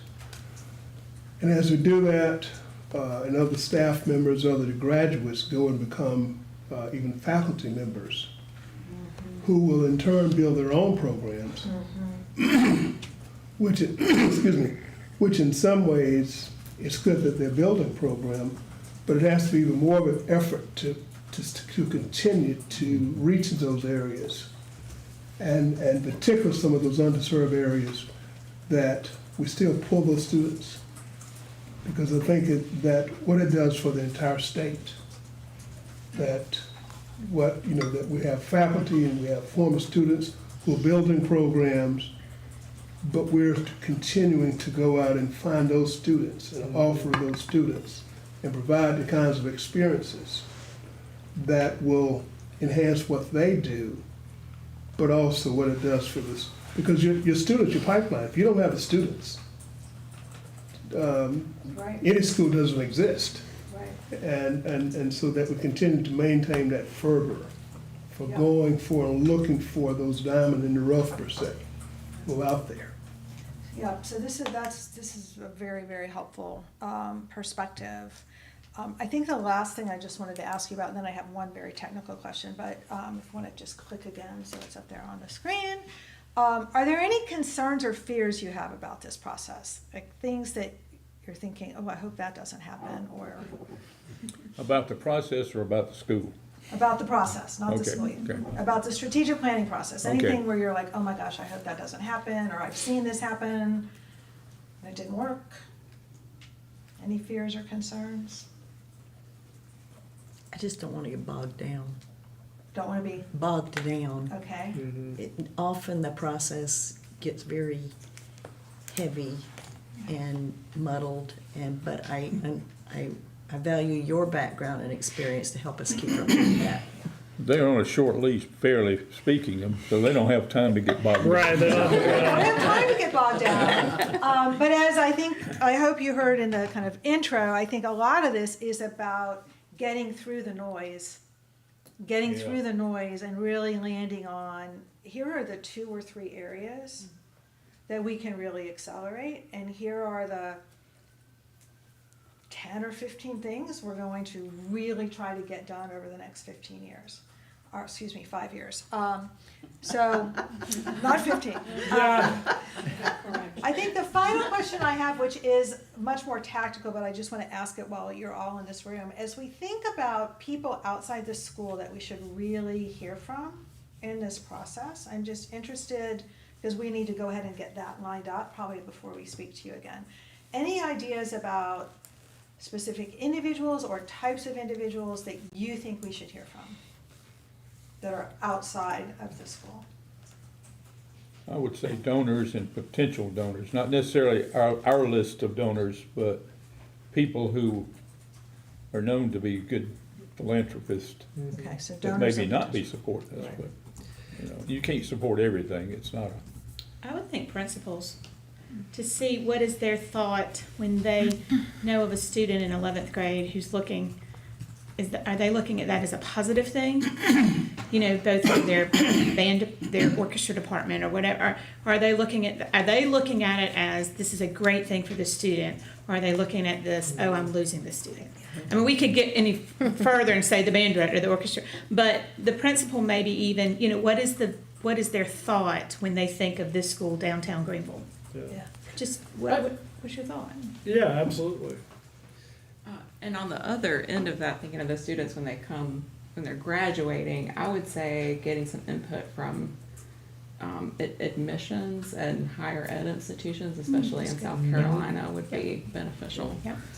I think also talking to our sister STEM school, the Governor's School for Science and Math, because it's interesting, we're talking about career and student success, and we've had students go on to successful careers in, being a physician, an engineer, in the more, STEM-oriented areas and not arts, particularly as a career. And they've got a very successful actor, comedian that came out of the Governor's School for Science and Math. Yeah. So, and they're also a residential program. So I think it might be some interesting feedback there. Yeah. Perhaps some state level representatives, if not the governor's office, those that we know we interact with and depend upon. I suggested she talk to Ted Riley too, since he can give her kind of an overview of where we are vis-a-vis the General Assembly and kind of how those things work in Columbia relative to our school and the governor's school. So when you think of state level officials, are you thinking the governor's office or Department of Education or any particular area? Not so much Department of Ed, but those that we are and we aren't part of the Department of Ed. Right. I think we lean more heavily on the state legislature and the governor's office. people that write our check. Yeah. Yeah, and probably Melanie, Yep. the governor's Okay. office, yeah. I would suggest in that list, I don't know whether to share now or later on when we meet. I am going to So- ask you this question again, Okay. but you can share now if you want to. Sorry.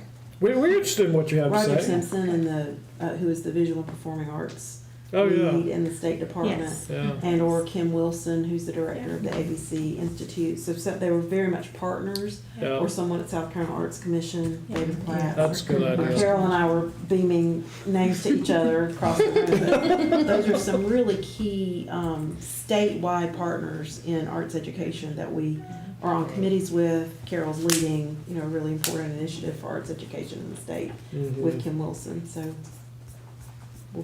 we have contact for them. Great. Anyone Those are else people that who know our programs. we should touch that Just one other aspiration I thought of is we really should be a center of excellence for thought leadership and arts education, not just here, but broadly in the state and K through 12, but even beyond. Yeah. I mean, and we've done a lot of that intersecting with outreach and all that Carol and Dr. Adderley have done there. But I mean, and we have, teachers programs that we see where we've trained teachers, but we really should be like the first recognized center of excellence. If somebody thinks about arts education, our name ought to be like on the tip of their tongue next. Yeah, like the Juilliard of high schools. Exactly, Yes.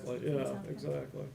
Going back to concerns, one thing I was gonna say, and it's not a deep concern, because I think you've allayed it both in the conversation we had online earlier, but, I don't think we're really looking for a plan. We're looking for how do we make impact? I mean, and the plan's part of it, but the emphasis is not on that document. It's, what are we gonna do? And I think you answered that quite well, but that's worth being on the table, I think, so. Yeah, that's why I like their approach, Yeah. because we're not just trying to produce a plan to produce a plan. Right. None of us have time for that. Yeah, I think I would underscore that with the boots on the ground plan. Mm-hmm. That's gonna really be actionable, not, the wording is fine, but it's gonna give results quickly. Okay. Plan's just a tool, it's not the end result.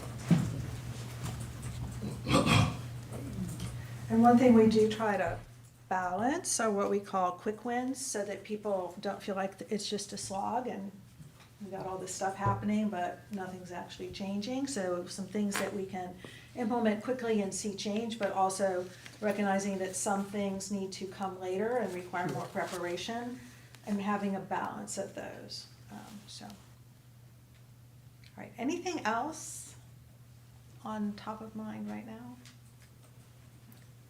We really appreciate you coming over and, getting this process kicked off. We're excited about it. And we have meetings with various administrators throughout the day to get some insights from other people as well. And then we'll be back next on January 2nd to lead a session with all of the faculty and staff.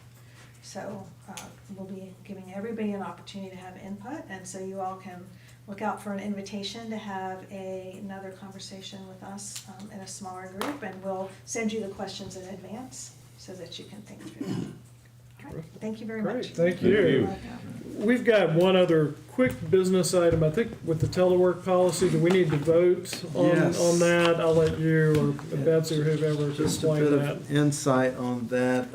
The revised telework policy is the result of an executive order from the governor's office, essentially ending telework, telecommuting as we have known it since the pandemic forced a lot of individuals out of their offices. Many of those individuals did not come back, but the governor's office wanted to make some adjustments to that, not completely ending telecommuting or telework, but just making some revisions. And the Department of Administration essentially added some wording to our document. We didn't revise anything on our own, but it's essentially putting some restrictions in place to make sure that that all state agencies meet the guidelines as expected by the governor's executive order. So that is the red line document that you have in your packet, page number, does anyone know? 58. 58. And remember, this, kind of where it really impacts us, we have recruiters that are not here on campus and a few other employees, Carol, who works a lot out of the office. So, we send people out, speaking of impact, that's, part of what we do. And I think there was some ambiguity in the executive order relative to state employees being in their state office with some restrictions. So we needed, and we've worked through that with them to create the proper understanding of our field employees and what and how they work when they're in the field. So we need to vote to approve that policy. So if you've had a chance to look at that, I'll take a motion to approve. So moved. All right, is there a second? Second. A motion and a second. Any other questions on that? Does that make sense?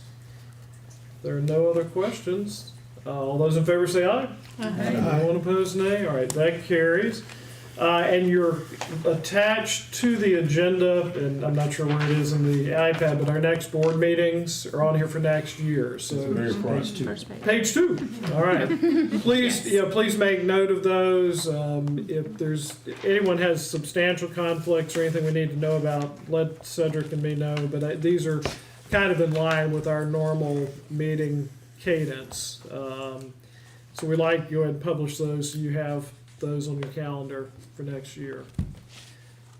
Anything else, Dr. Adderley, that you're aware of? I think we've covered everything. All right. I appreciate everyone's attendance. Great meeting, so I'll take a motion to adjourn. Is there a second?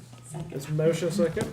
All right, and of course, we're gonna adjourn to lunch with students right behind me.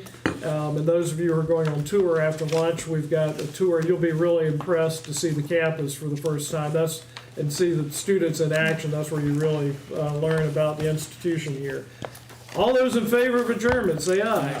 Anyone opposed, Can we nay? leave everything in here? Yeah, you can leave your stuff in here while we have lunch, and leave your iPads. And Richard, thank you for facilitating that. I think the iPads work relatively well. It's easier to manage than the 3-inch monitors. Well, Yeah. Did yours die? No, it just got off of whatever it was. I wanted me to put a password in. And That might be then it user wanted me to error. have a password that had 18 letters and 49 numbers. I think you got the trick out. Your left arm. I'm not cynical. Yeah. I Then do if you're read like my every wife day. and my kids, they come, what is my password to what?